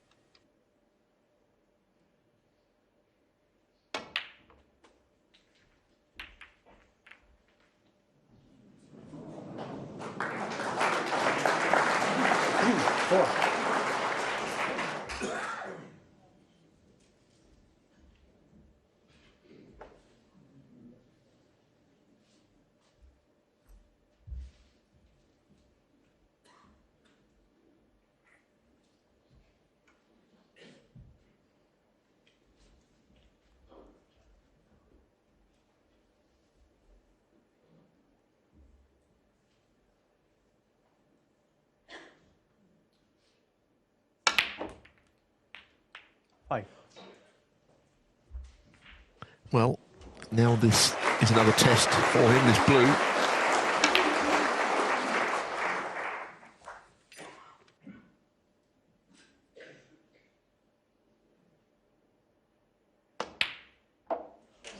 Lovely, really nice cueing. And that is the difference between the two players, is the straightness of Kyren Wilson's cue action. And John has been unsure of himself, let's be honest, today with his cue action. There's a lot of pandemonium on the other table. There's an incident where there's a red left and some balls over a pocket. 11. So there's a bit of noise here in the Crucible.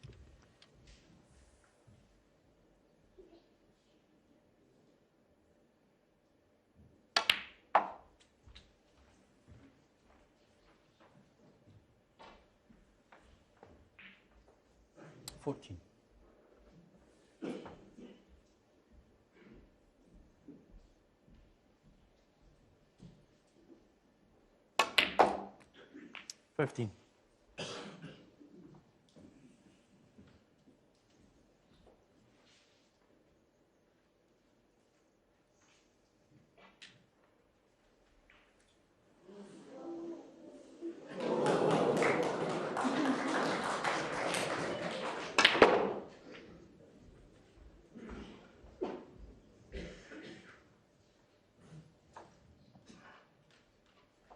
20.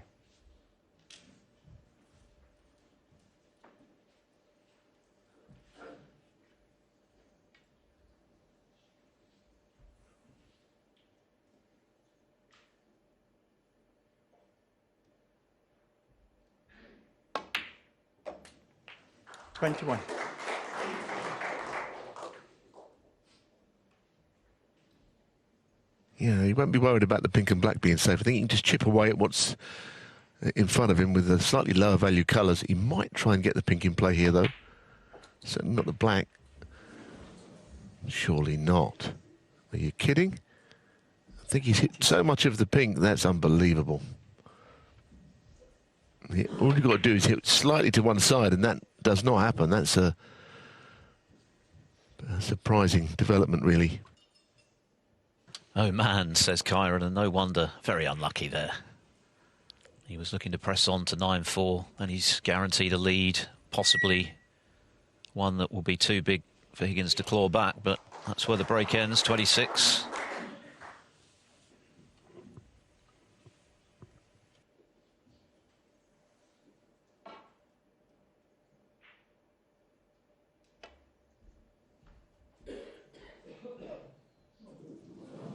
Oh, and a miss. Kyren Wilson, 26. Higgins, 4.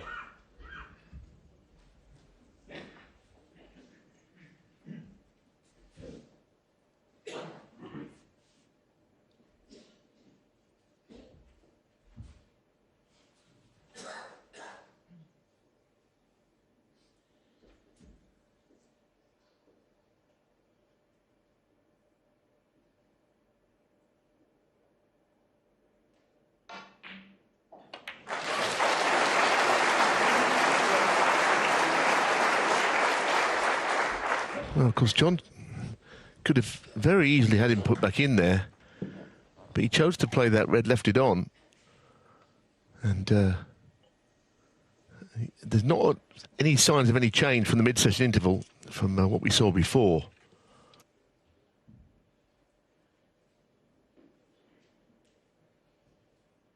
That's a damning statistic, isn't it, for Higgins? 74% pot success in this session. 1. The frame he won was a real trial that lasted 50 minutes.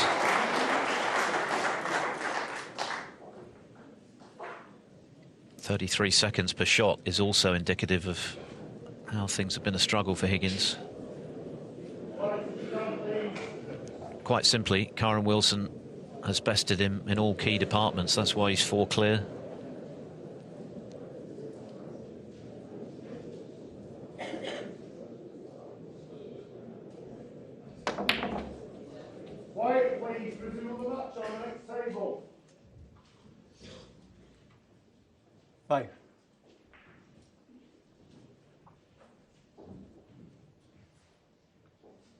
Wilson knows how important this frame is, because if he wins it, he knows he's then got a certain lead going into the final session tonight.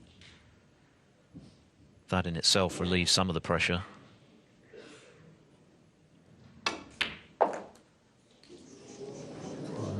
It's gone wrong though, and off. Kyren Wilson, 5. Yeah, I think he probably screwed into the 2 reds, or attempted to screw into the 2 reds to try and be on the pink, but of course it looks bad when you end up going in off from that shot.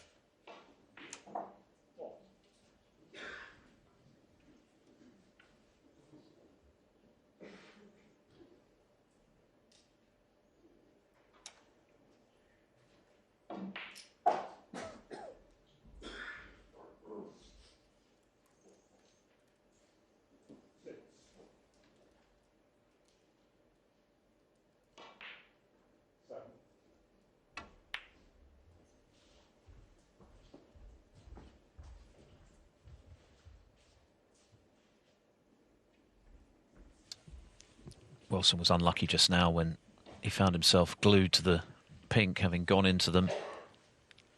And then, of course, had a further opportunity, went in off. So 23 the difference. The black currently out of commission.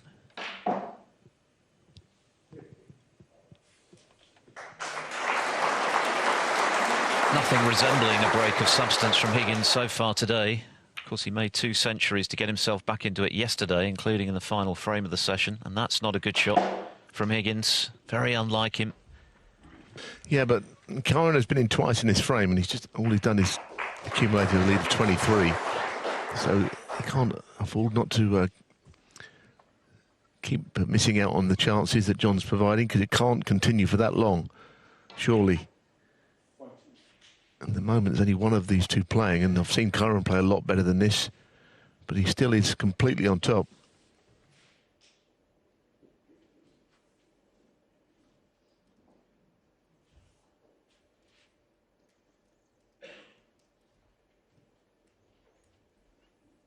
The red itself is not the main issue here for Wilson. It's getting out for his colour.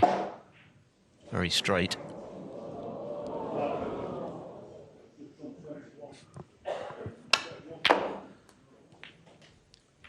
Oh, he's done pretty well there. He's held his hand up because the kiss is kindly with the pink in mind, but you make your own luck in this sport. Yeah, and he hasn't had a great run for me in the first frame of the day. I don't know quite how he lost it. Things happened. But he was a bit fortunate there, no getting away from it. He's just got to keep doing what he's doing. I mean, I see no reason why, you know, if you're David Gilbert and you are watching this in a strong position against Stephen Maguire, but he hasn't won yet. If I was David Gilbert, I'd see nothing in the top half of the draw that would faze me, because Gilbert himself has been playing so well. You know, he could conceivably win this match and be in a world final. The top half is becoming more open all the time, it seems. I mean, Kyren's in pole position, yes. He's been in a world final before, but the overall standard is not, you know, earth-shatteringly good. And that's not gone quite to plan positionally. So a good recovery pot required on the blue.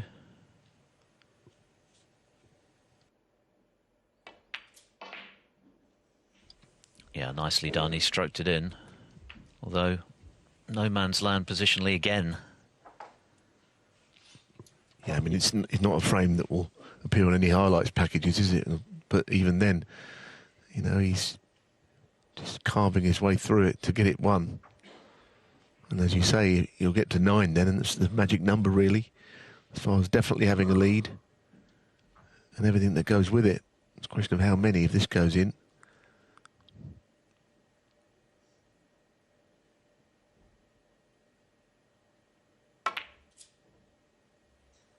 But still, the frame continues. It's a very useful lead, but again, not insurmountable. 3 chances now for Wilson. An aggregate of only 44 points, 36 the deficit. He has at least covered this red by the green. It is swervable for Higgins.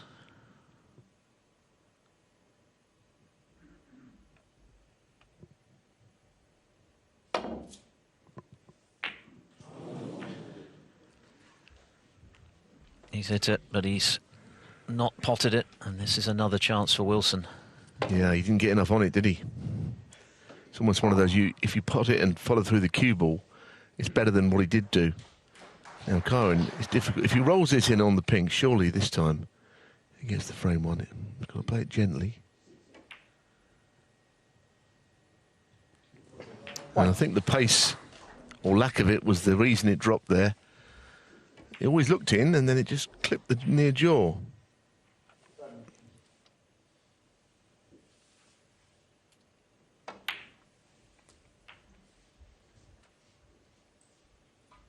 John Higgins won 3 frames in a row from 5-1 behind, including the first today. And now Wilson threatening to win 4 in a row for the second time in this match. And he's been playing all the snooker in truth today. Higgins really hasn't featured in any significant way in the last 4 frames, this one included. No breaks from John today. Scrambled his way to the first frame. That's as good as it's got.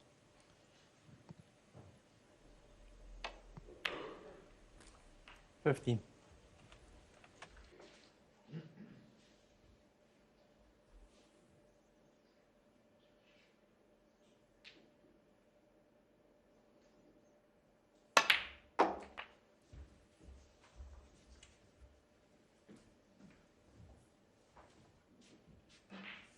$21.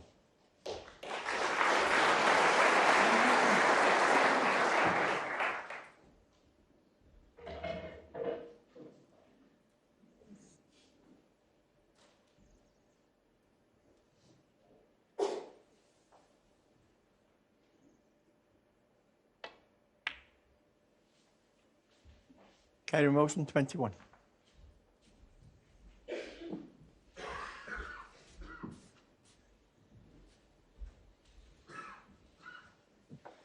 So 57, big lead. Too many.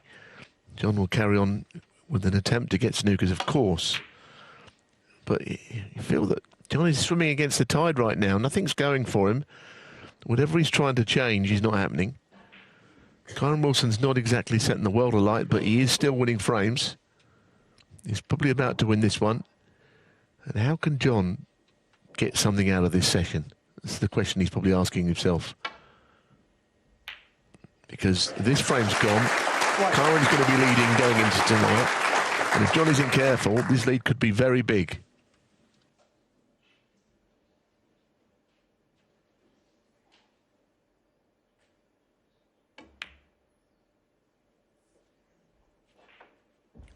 What a difference a year makes.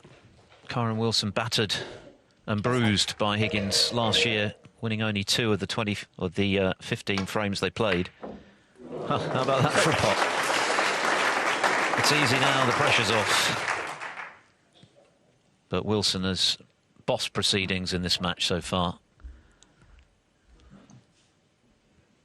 And could be looking at an unassailable advantage when they come back tonight. Terrific cueing. Kyren Wilson, 6. And the frame.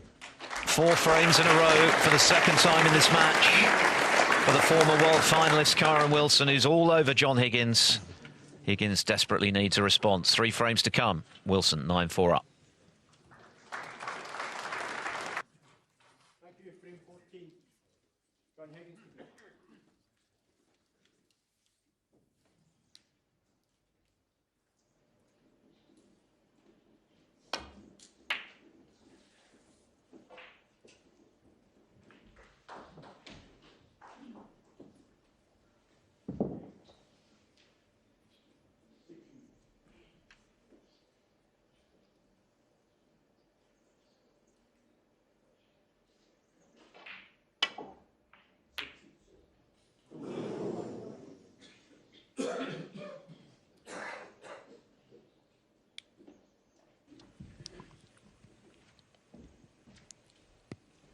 This is what Higgins needed. 3 frames to come. 2 essential, you would think, at the least. And an easy starter. Over 24 minutes since he's potted one. And he's been frozen out for long patches of this match.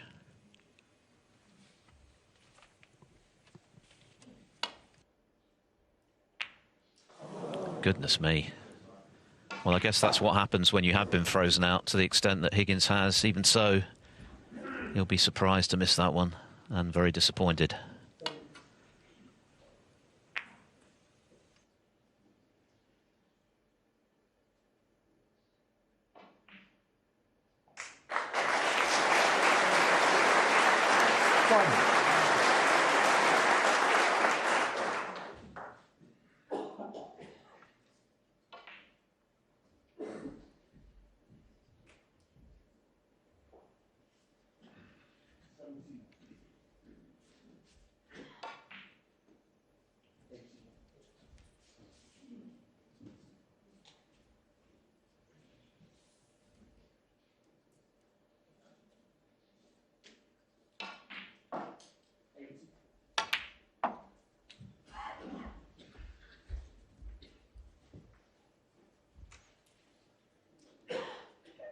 4.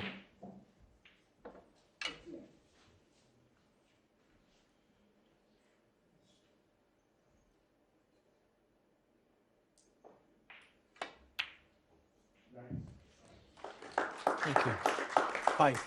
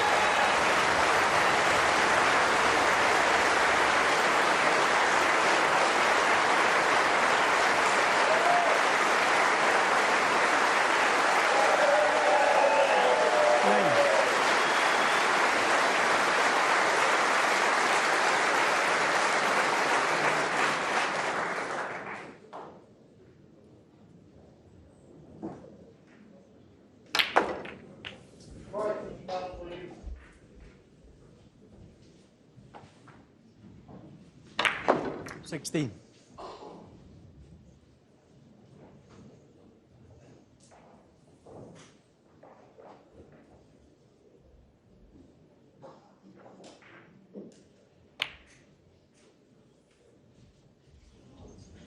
Kyren Wilson, 16.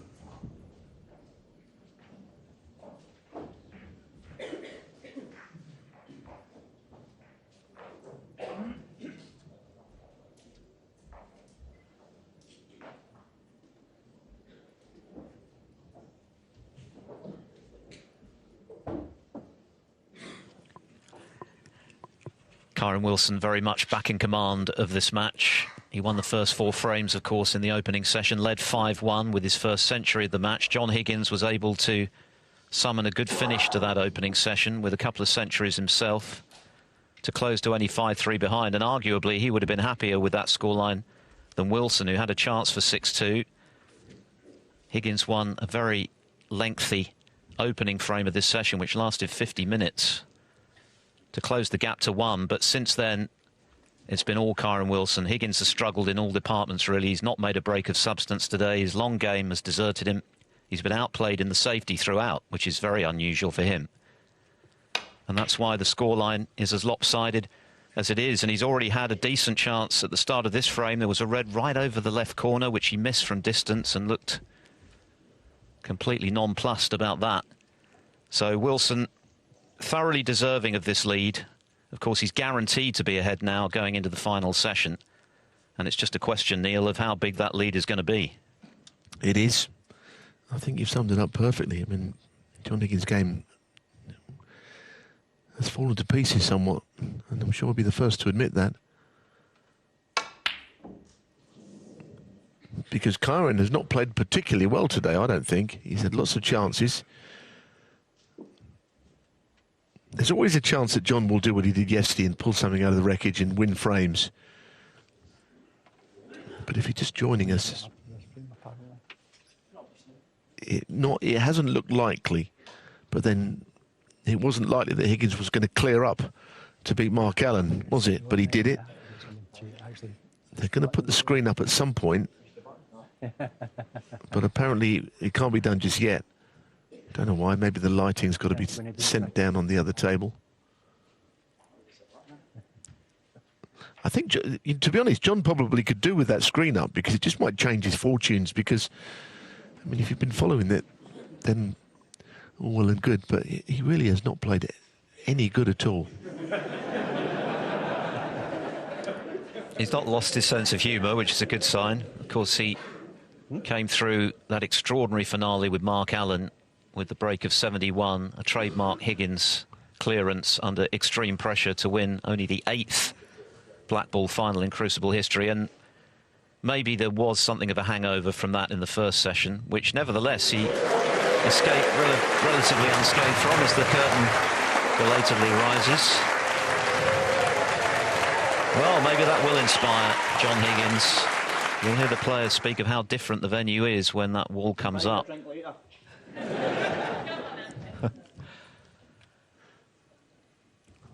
And when he won that very lengthy first frame of the day, you thought, well, maybe it is game on for him.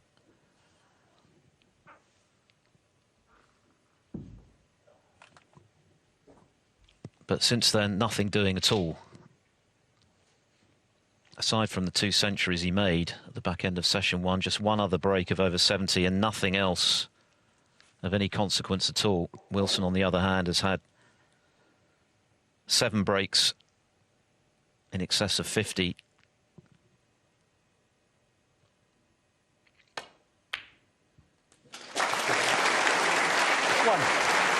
I'm going to make a statement here that maybe that will just change things for John.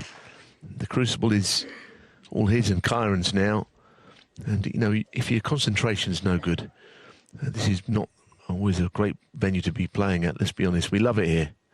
I'm definitely not knocking the Crucible. But I'm just saying that if you are not thinking straight, it can be the worst place. And John has not been thinking straight. Now he's got the venue to himself. Maybe it will bring about change. But if it doesn't, he's going to find it hard to get anything from this session. A major role reversal from last year, of course, when Higgins was dominant against Kyren Wilson, dropped only 2 frames in their second round match. And he's won the last 5 times that they've played, including all 3 here at the Crucible. This is awkward cueing, though. Oh, it's a very good pot. I think the cue ball might have jumped over the top of some of the reds there. The replay will tell us, where did the cue ball... No, it didn't. It definitely left the bed of the table, but it went across the side of the bunch.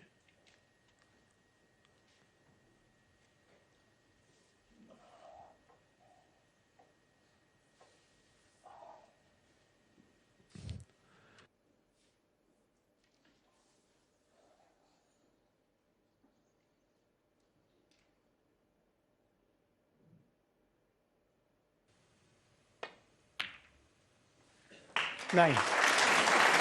Another good pot from Higgins.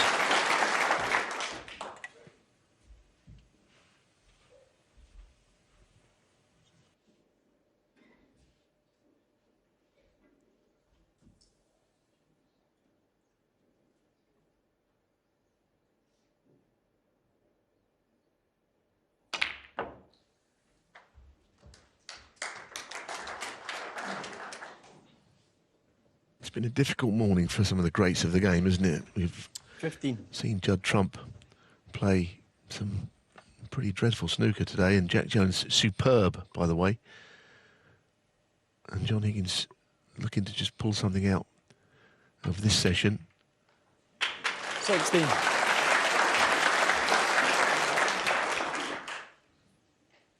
That was a good shot. He's hit a couple of better ones during the course of this break already.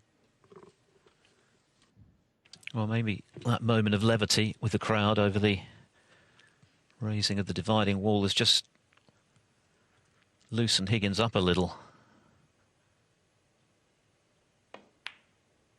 Is that overcut? It wasn't clean, but it's dropped. He only made a top break of 27 in the first 4 frames of this match, and it's been a similar story in the last 4. Just hasn't featured, really. 24. His pot success down in the low 70s before this frame in this session. But there is still an opportunity to rescue it, just as he did yesterday. And this is now turning into a very good chance to stop the rot. 31.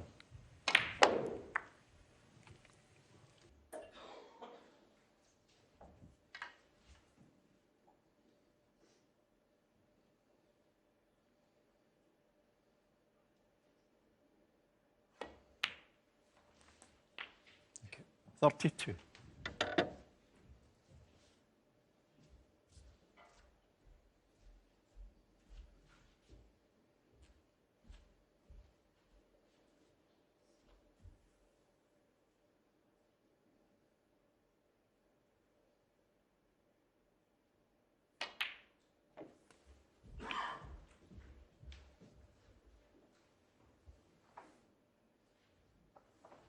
39.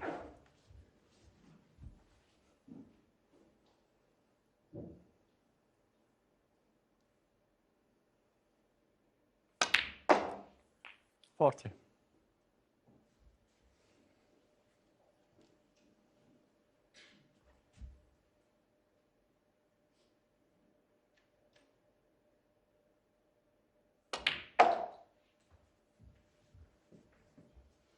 He's hit it a little bit too hard. 45. Plenty of room to manoeuvre there, and he's still on a choice of reds. But his touch has not been there. Still going, though. One thing you say about John Higgins, you know, his absolute character and spirit is unquestioned, because he doesn't always play his best, but he can pull good form out when he really needs to, and he needs to now.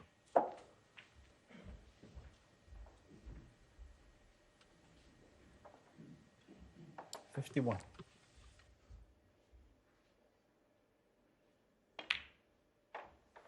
$52.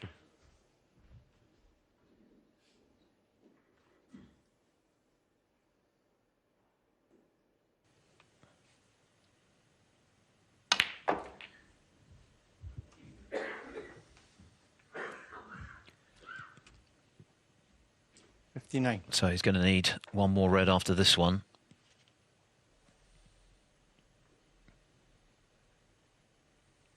And this has been by a mile 60. Higgins' most convincing snooker of the session. Scrambled his way to the opening frame, which was pretty ugly, to be honest, and rode his luck on the colours a few times.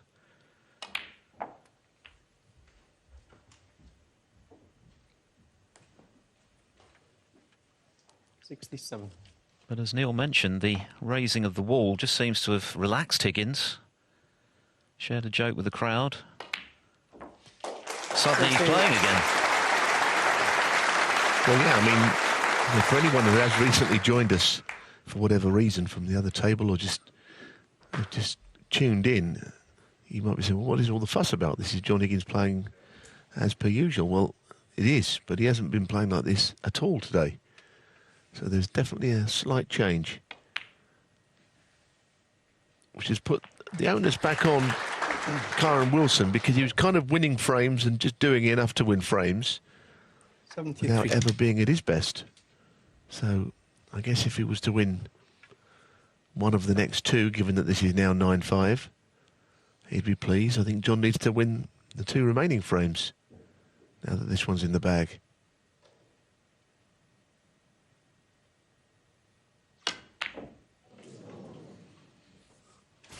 Thanks. John Higgins. 57 the difference, 43 on. Kyren Wilson concedes. John Higgins closes the gap back to 4. Wilson leading 9-5. So Kyren Wilson breaking off in frame 15.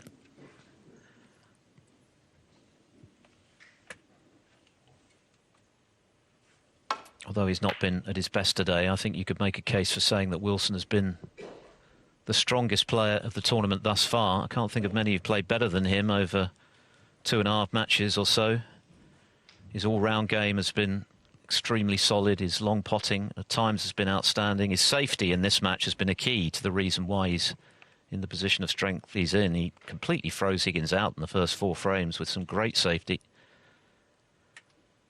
giving Higgins a taste of his own medicine in that regard. But that's another terrific red, and there's no doubt that Higgins is now looking like a different player ever since the match on the other table came to its conclusion. He could barely buy a long pot earlier on. I noticed he just flicked the black on the way through, because you know, clearly it was meant to be a shot to nothing. Had the red not gone in, it may be that he'd have left a chance, but it did.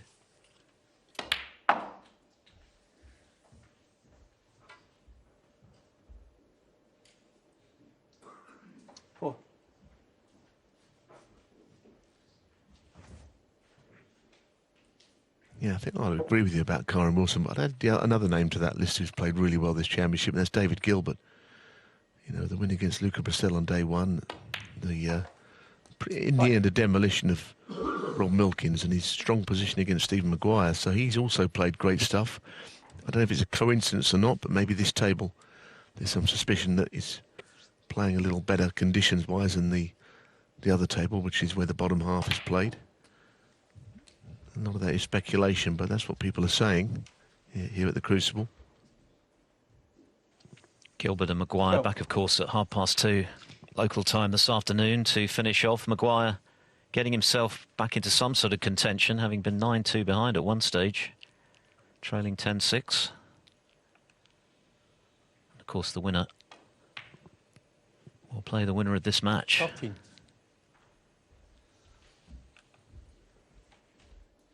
Yes, I already remember a lot of tears after the last time Gilbert and Higgins played here in that semi-final. Everyone was crying, it seemed. It was quite an emotional match. He lost in the odd frame.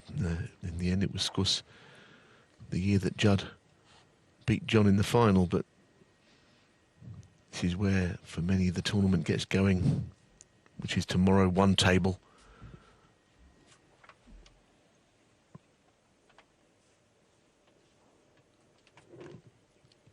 Higgins bidding for his 12th appearance in the semi-finals here. And ever present, of course, in the top 16 since he made his debut back in 1995. He's gone a long way to preserving that status by getting this far. Had he lost in the previous round to Allen, he would have been out of the 16.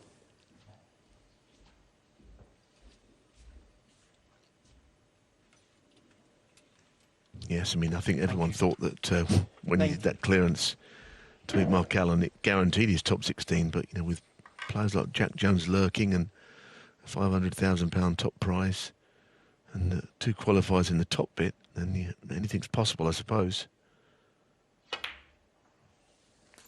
Thank you. 20.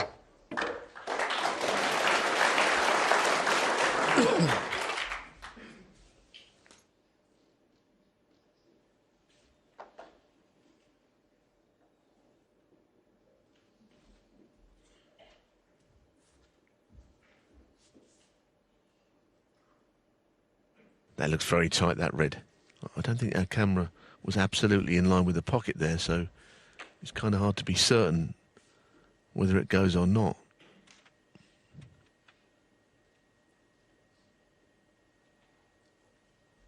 Coming round, that's nice. Goodness me. That is very tight. It may go.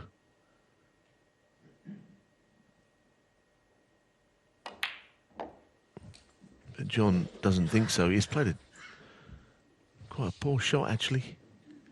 He didn't mean to hold the spot, I don't think. 27. Why would he want to hold the spot?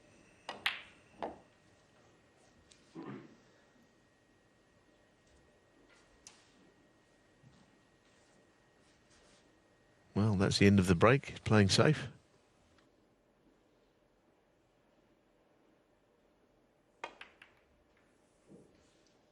Kyren Higgins, 27.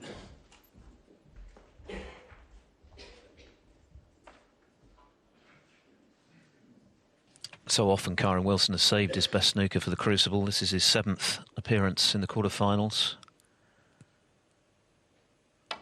Runner-up to O'Sullivan in 2020, 2 other semi-final appearances. After what has been for him a disappointing season.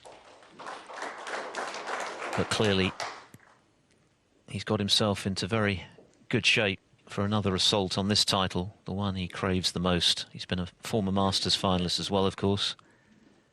Looking to elevate his career to a new level by claiming one of the Triple Crowns, and if he could win this, well, it would realise all of his dreams. He's certainly in good shape at the moment to make the last 4 again. Higgins is going to have to go some to turn this deficit around.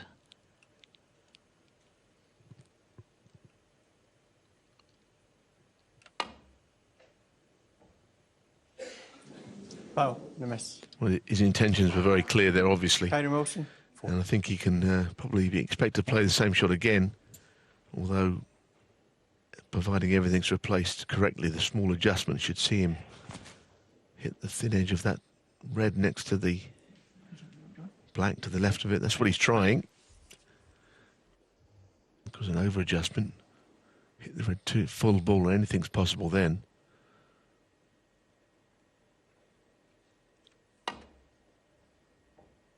Oh, he's further away this time. Oh, no miss. Kyren motion, 4.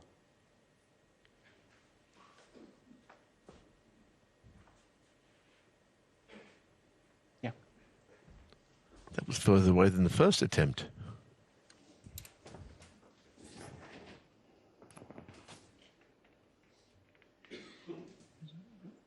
Okay, factor.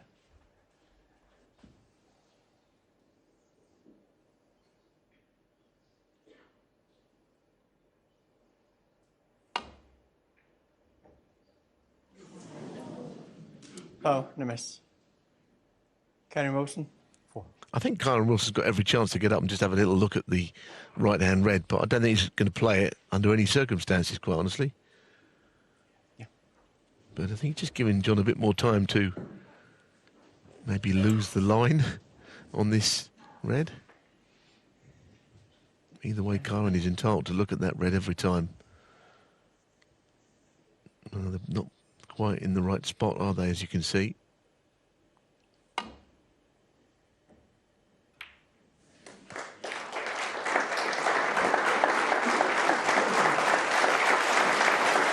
Kyren Wilson got 12 points out of that, but not a great deal else. The red is still on, that was on during the course of those misses.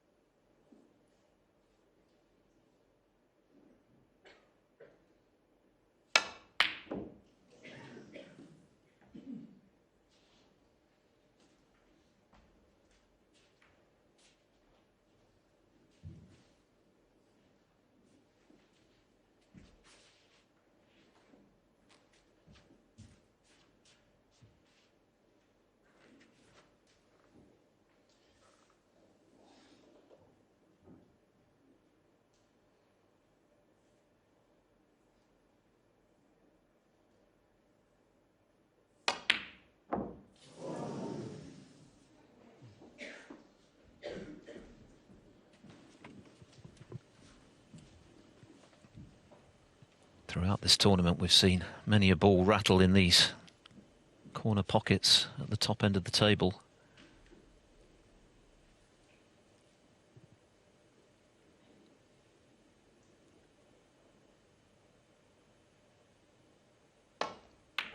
That's a really good pot from Wilson. Clean as you like. So, a lot of mileage left in this frame.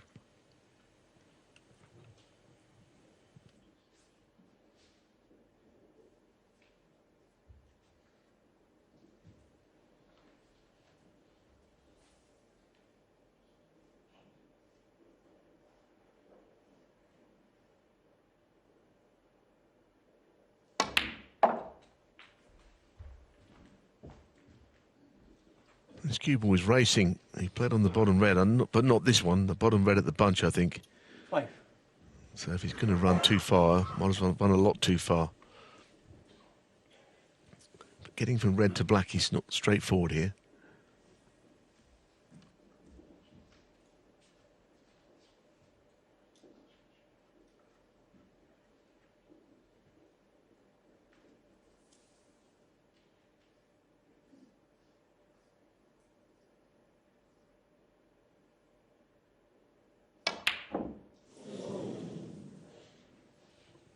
Kyren motion, 5. Another chance for Higgins then. Further evidence that unless you get those spot on, they're not dropping at that pace. That always looked a little wide from Wilson.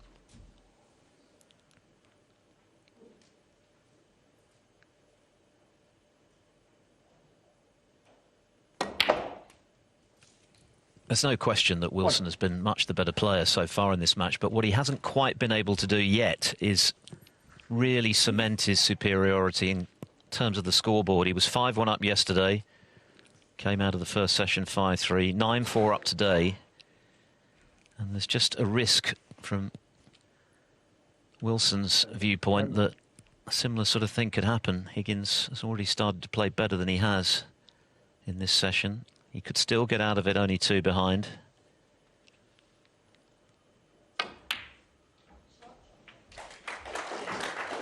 It's a nice pot. Is there a gap that he's looking for? 5. I'll tell you what, it's a great effort, because I think he realised there was an area that he could have got on a choice of the 2 reds. And he's just failed. Cued this nicely, this brown ball. So it's the bottom red.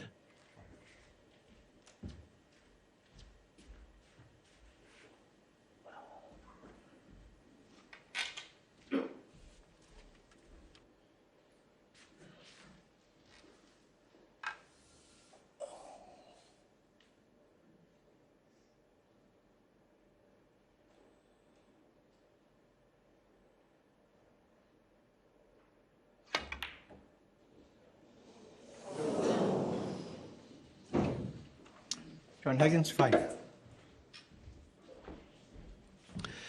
Well, another chance. I think this is a big frame for Kyren Wilson, isn't it? Clearly that means both of them as well, but just Kyren has been the better player. But if he gets to 10, you know, that would be a significant target when there's a whole session still to go, and then, of course, there'll still be a frame to go in this session.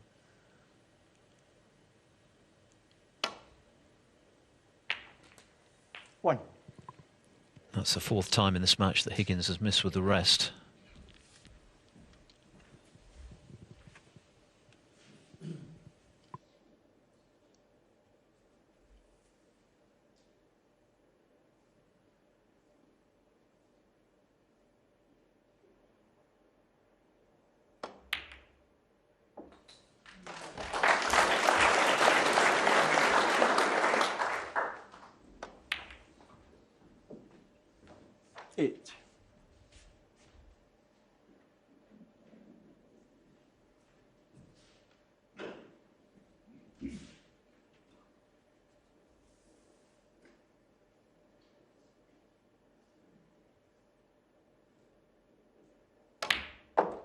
Nine.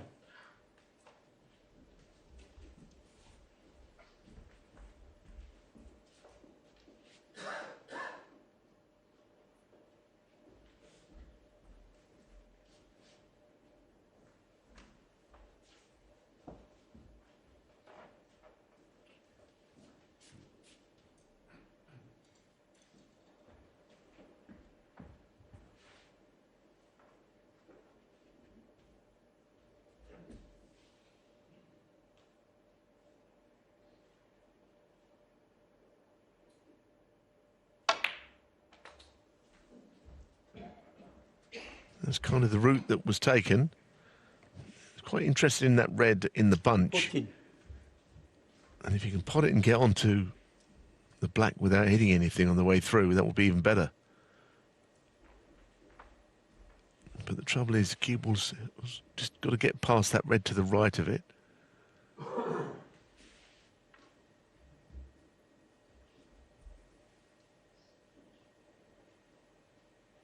Yeah, it doesn't like the red. 15. He'll get another bite at the cherry, though, in a moment.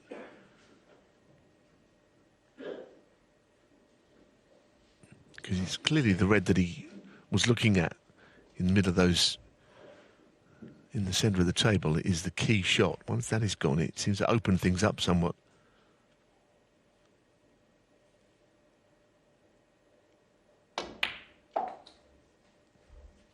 Very interesting way to play that shot. It's not a way you see that often. It just tells me that he uses a lot of plain ball. He doesn't use left-hand helping side. Because if he did, that would just check off that bottom cushion and end up pretty much nowhere. 21. So I think this is the shot. If he gets on that red, to the same pocket as the black, then everything opens up for him.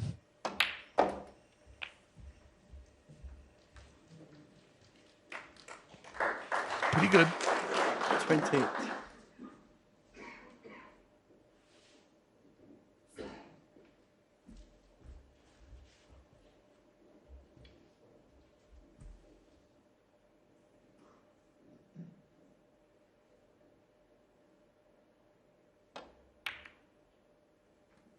$29.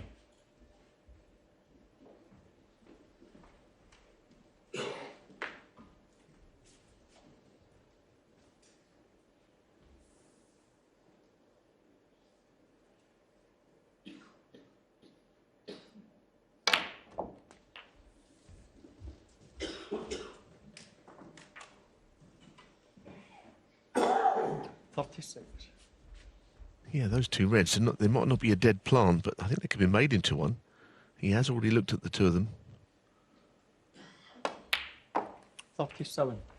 This particular visit, the result of Higgins missing that tricky red, quite a thin one with the rest into this right corner pocket. Is it going to cost him the frame? If Wilson wins this frame, he really has put his stamp on this session. He'll have won the session. Yeah, well, he's played on that bottom red. It's a good shot. You couldn't afford to overdo it. 44. But now what? Because I believe this plant to be on. If the two reds are touching, it's a reverse plant and very gettable. He'd have to hit, as we're looking, the left side of that first red. If you're behind the shot, the right side, it's like a squeeze plant. It'll make it into a dead set.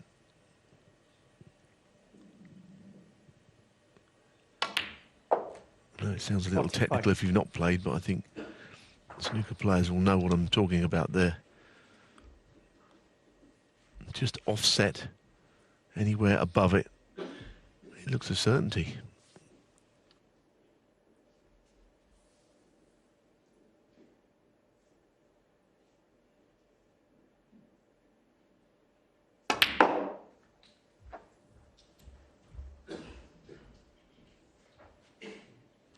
.32 the lead, 43 left, so one red and a high value colour for 10-5. All I say is, I think the plant is very much on, but the cue ball hasn't really gone all that far down the table, so that could just skew things slightly, but I still think that it's likely to go in if he gets this right.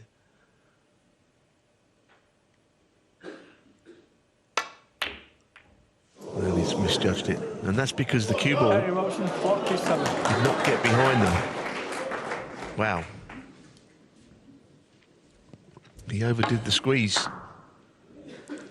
A potentially big turning point at the end of this session. What a chance Higgins now has to steal. There's no better in the history of the game at doing that. We've already seen spectacular evidence of it in the way in which he finished against Mark Allen.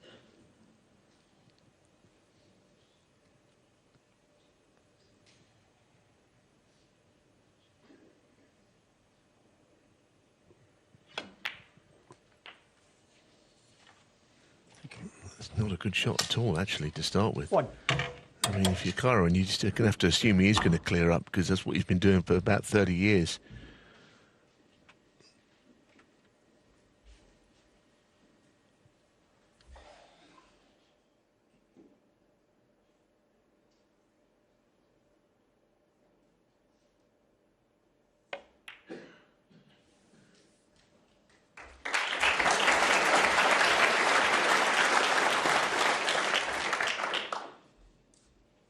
Seven.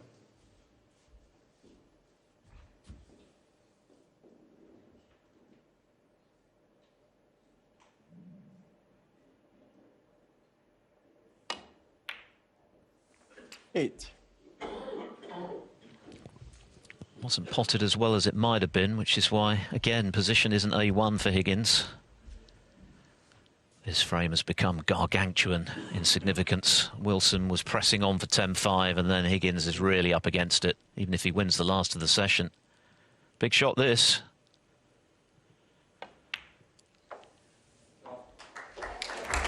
cool as you like, just rolling it in.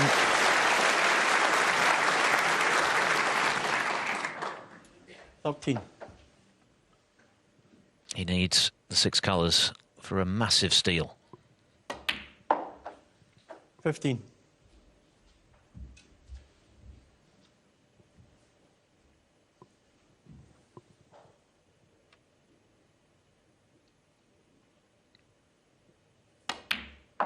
$18.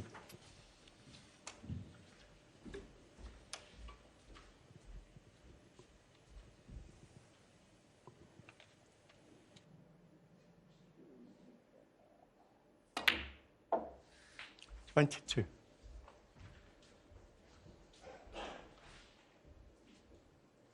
Well, obviously, as we all know, the black is going to be the possible problem, but getting on it is the other thing. So blue to pink's quite important here.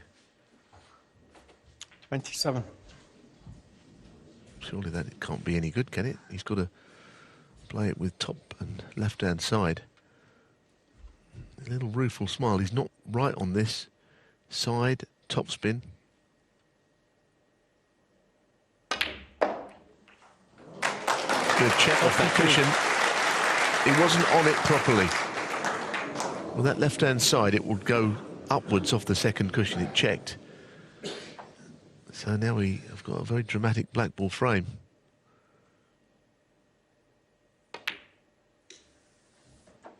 Higgins, top 50. Kyren Wilson granted a reprieve after he missed the plant that would have taken him to 10-5. Higgins shakes his head.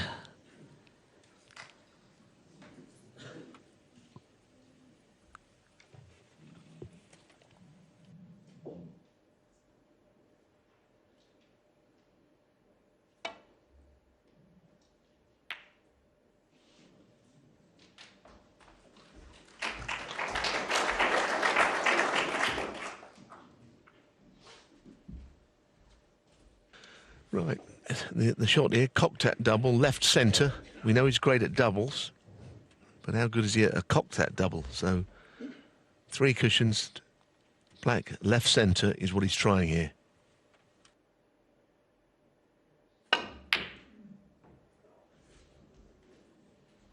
Not very close, quite honestly. Now, Kyren Wilson's long game has been magnificent in this match. This is the biggest test of all, by some margin. About as tough as it gets from long range. But what a prize if he can sink it. Some noise from the other side of the arena. Wilson wisely stepping back, regrouping. This could have a huge impact on the outcome of this match. This moment.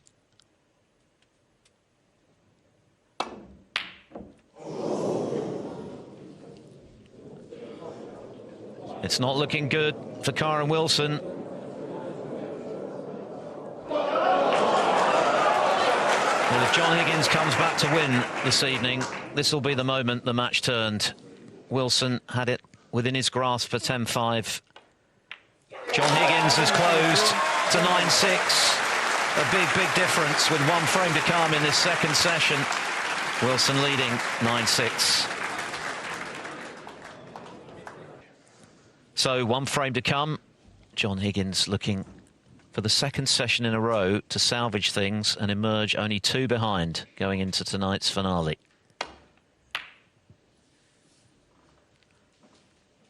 Not the best break-off. Red coming up the table. Has he covered it? Would appear he has.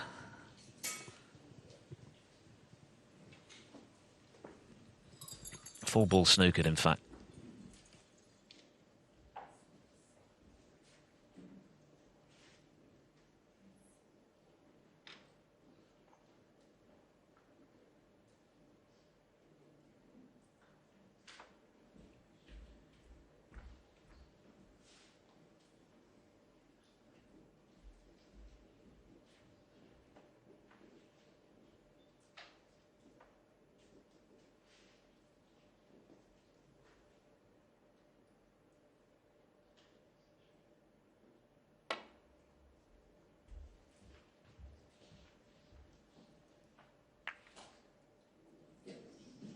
A bit heavy-handed there. I don't know if either of those reds are potable. John having a close look at those. No, I don't think so.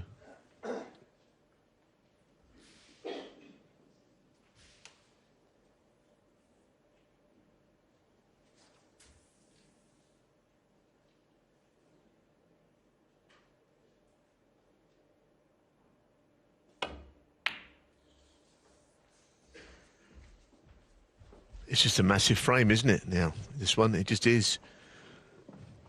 Kyren Wilson now looks as if he's under a little bit of pressure. He's always led in this match. John's always pegged him back towards the end of the sessions. But this frame is 10-6 is still a very healthy lead if he can get there. He's got to shake himself up, though, after the last frame. Because he wouldn't be human if he wasn't very disappointed to have lost it.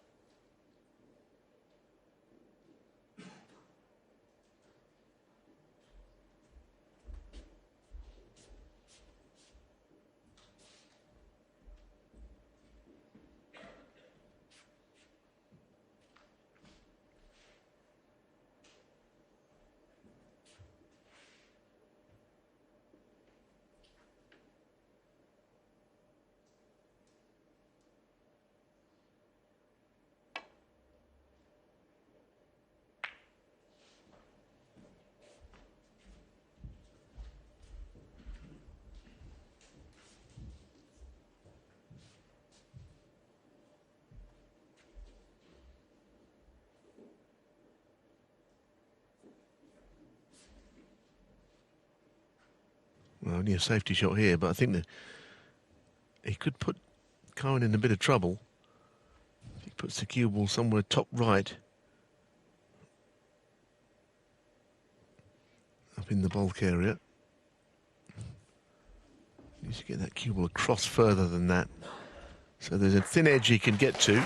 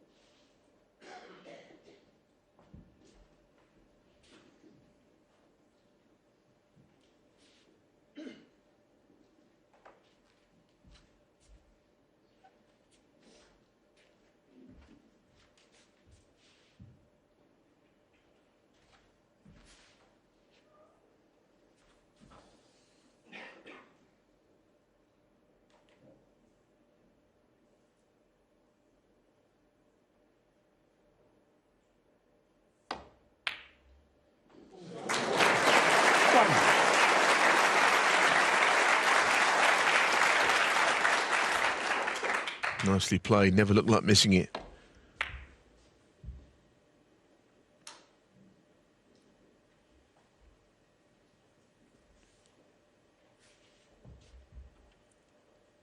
At 9-4, things were looking precarious in the extreme for Higgins. Then the dividing wall came up,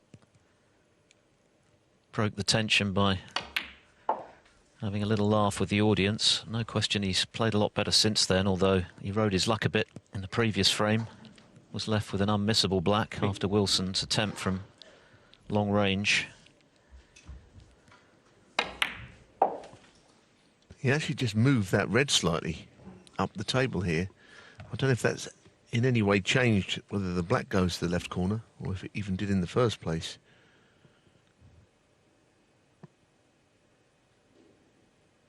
Oh, there's your answer. It doesn't go because that's a muscle the cue ball up the table.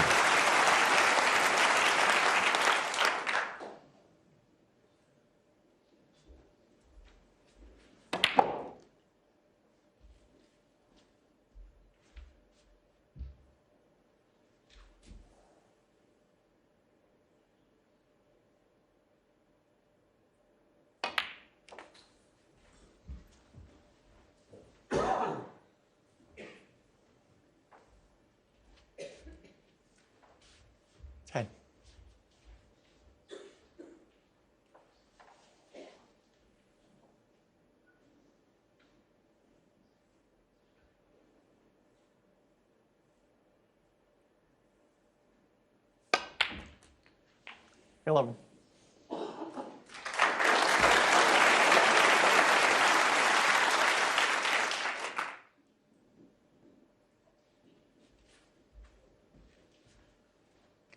Well, as you can see from that side view, there are reds that go to the left-hand pocket from the right side, roughly where the red is actually on the right side. He gets the cue ball over there somewhere.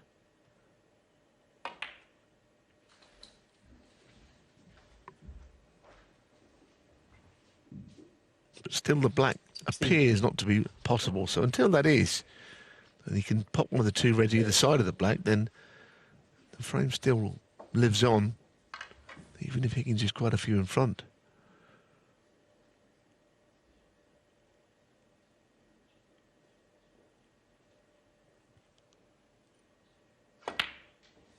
Goodness me. I think you made the point earlier, Philip, that he's missed a few with the rest, but that's, I think, the ease of the lot there.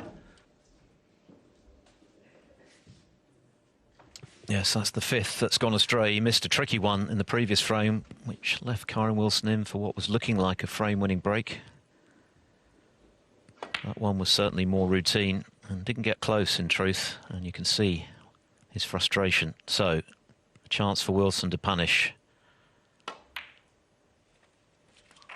I know one thing. I don't think I'm sticking my neck out too much, saying that Kyren Wilson wouldn't have missed that red with the rest, because he doesn't seem to miss anything of any significance or anything remotely difficult.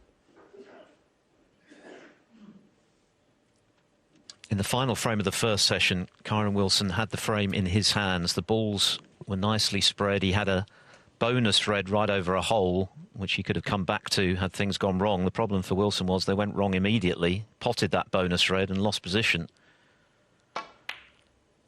And he's missed the blue. Not a gimme, but he'll be disappointed. He's let Higgins off the hook after the misrest. Yeah, and he's tightened up. He definitely has tightened up. The freedom which he was started the match with now, the pressure's getting to him, I think.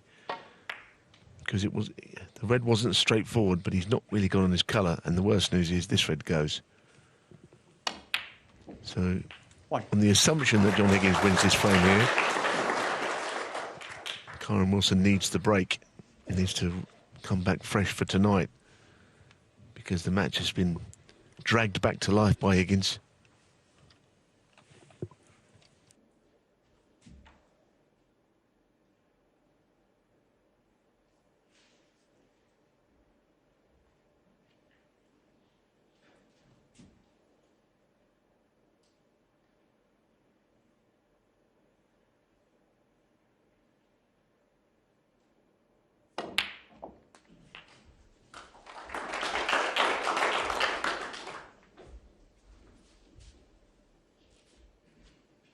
Eight.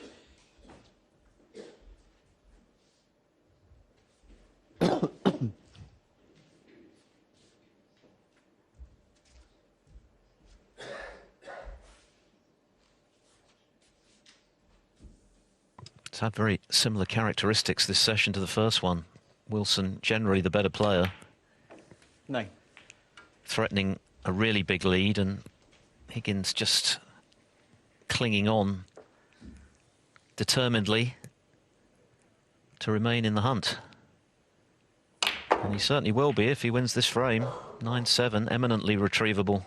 10-6, a lot harder. 16. But that's gone wrong.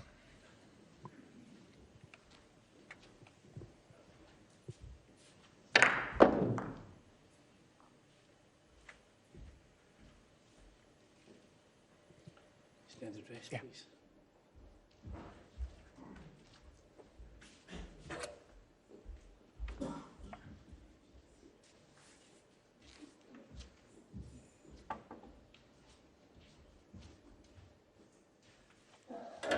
Yeah, this is not what he wanted to be playing, this shot. Cue ball clattering into other reds. Well, he may actually be able to get through seeing it again, but I mean, the frame's still an awful lot of points on the table, so fairly nominal lead. Doesn't mean a great deal until this goes in.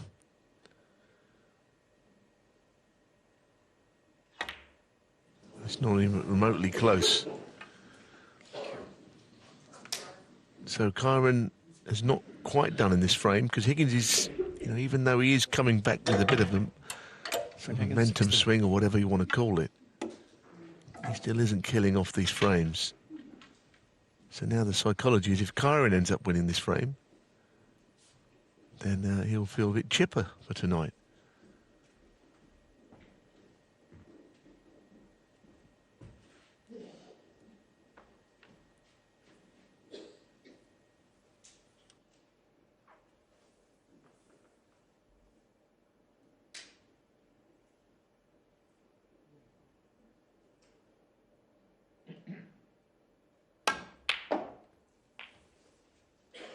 One.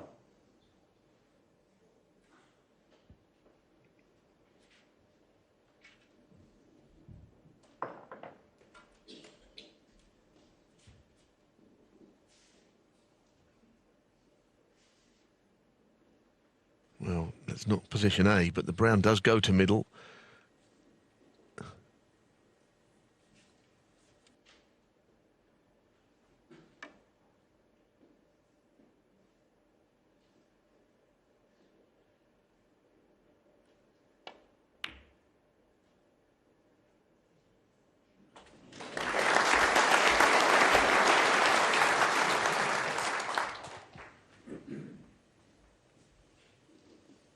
Five.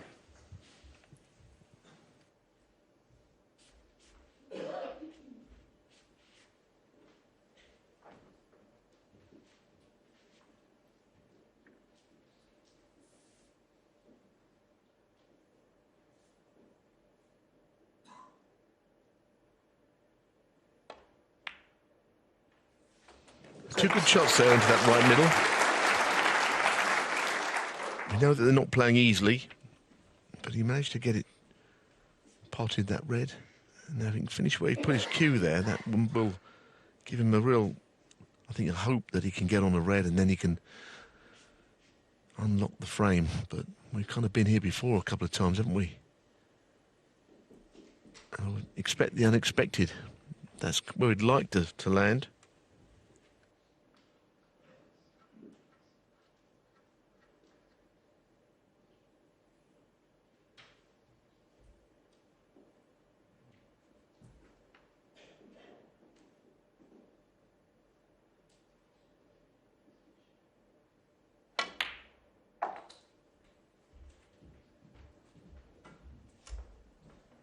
Well, it's not in the kind of saucer area, 11. but I think the line is the same. And that's the key. It doesn't have to be absolutely in there.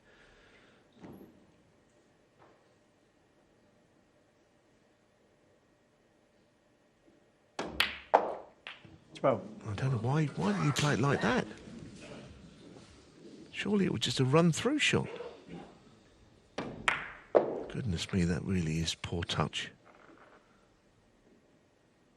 I don't know why he stunned it, because it wasn't a stun shot. It was a cannon off the red. That's a real tightness in his cueing arm.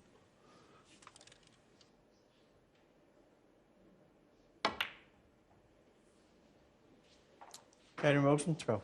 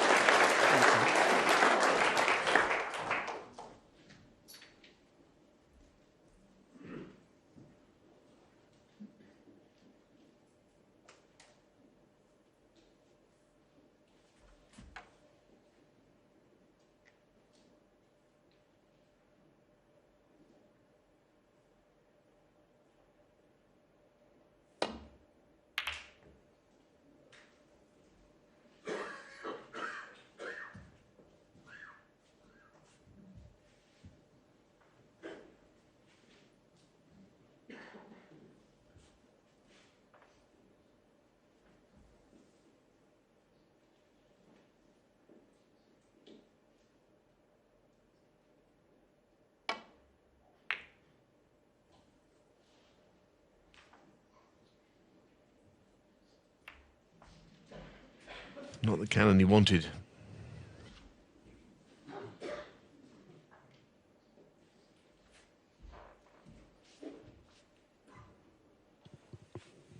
Predictably tense stuff at the end of this session. Both players acutely aware of the significance of this frame in terms of what it means for the final session.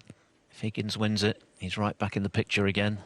And Wilson, I think, will feel for the second session running that he's slightly missed the boat. Big shot this. Higgins' long game hasn't been great.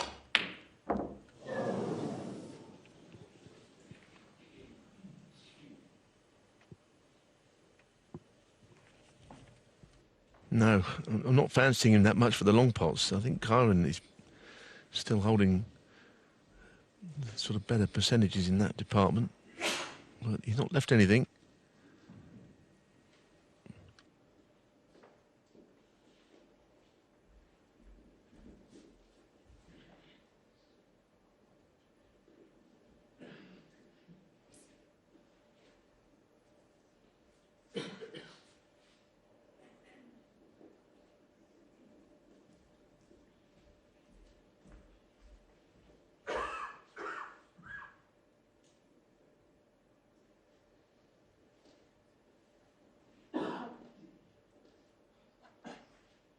It's hard to see what he can do here because nothing goes. There's a red up the other end, so he can't play safe down there. He doesn't seem to know what to play.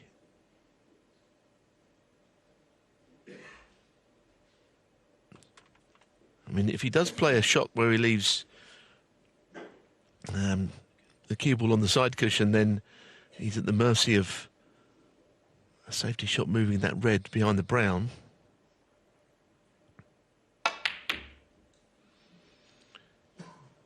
Well, there you are. That's no good. I don't know what he played, but I have to say he seemed to have been in an awful lot of trouble.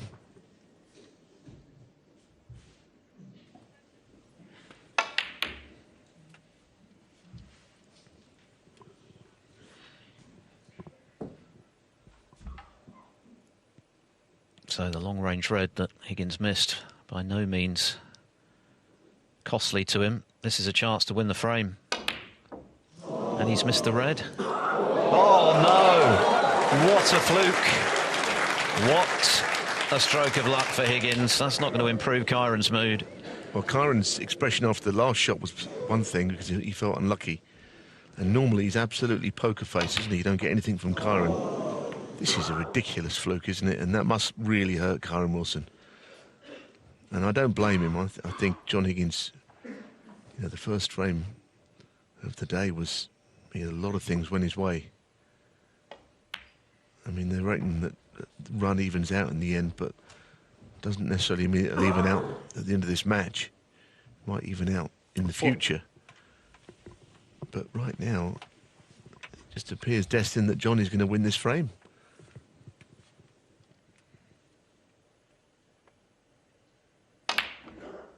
Five.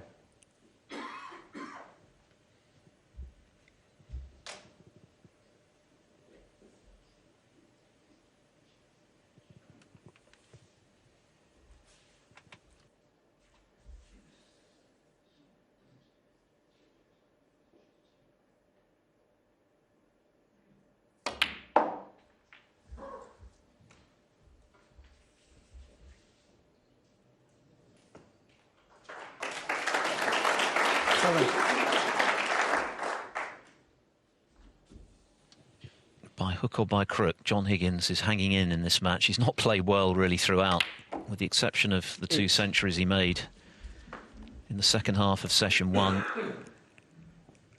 But sheer determination and a bit of good fortune, not least just now, is keeping him in the hunt.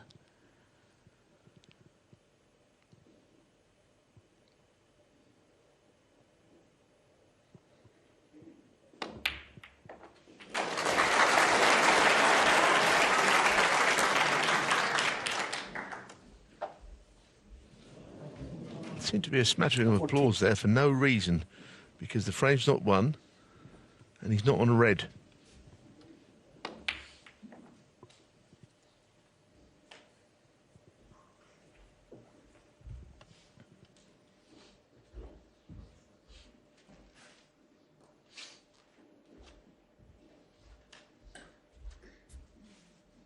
It's a handy lead, and that awkward red on the side cushion close to the black is in Higgins' favour, clearly. Going for the plant. No.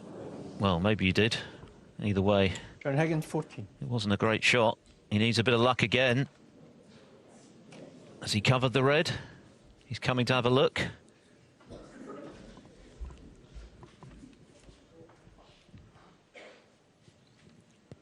Wilson can get through by the looks of it. So that was another opportunity for Higgins to close the frame out after the fluke, which he hasn't done.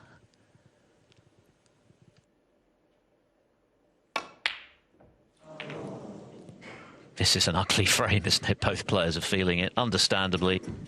The last of the session, they both know the significance of it. Kyren wants the door now. And as I said, he's usually absolutely inscrutable. You can't get much out of him in the way of expressions, but he let it all out in this frame. He's not someone that will bang the table out of Stephen Maguire. But I know that he's really got to regroup. They both do, because Higgins is all over the place. But everything that can go for him is going for him. 34 the lead. So finally just a couple of balls away from winning this frame.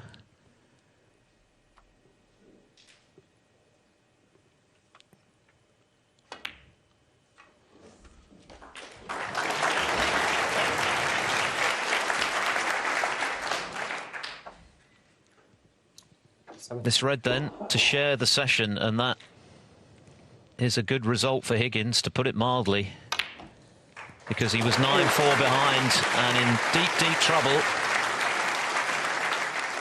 This frame has been forgettable in terms of quality, dramatic. The fluke, one of the many moments that Kyren Wilson will look back on with regret, but he has had chances, Wilson, to forge something close to an unassailable lead. He hasn't taken those chances. Is it going to come back to bite? We'll find out this evening. John Higgins, 14. He's coming back to the table, 47 behind with only 35 on. Snookered and needing 3 snookers to tie.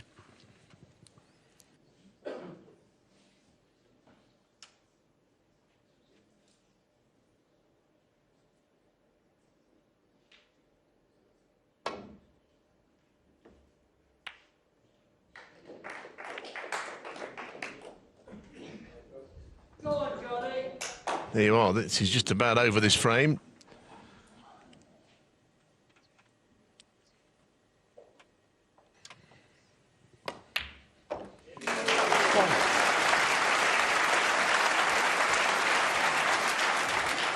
I don't know quite how this has ended up 9-7, if I'm honest. We're complete neutrals here. We have no favourites, but it somehow has. Amazing. This quarter-final is definitely still up for grabs. Kyren Wilson is still in front. They've shared the second session. Wilson will feel once again that he's rather missed the boat there. He could have had a much bigger lead, and by hook and by crook, John Higgins is still in the mix. He's 2 behind when they come back tonight. Wilson needs 4. He leads the 4 times champion by 9 frames to 7.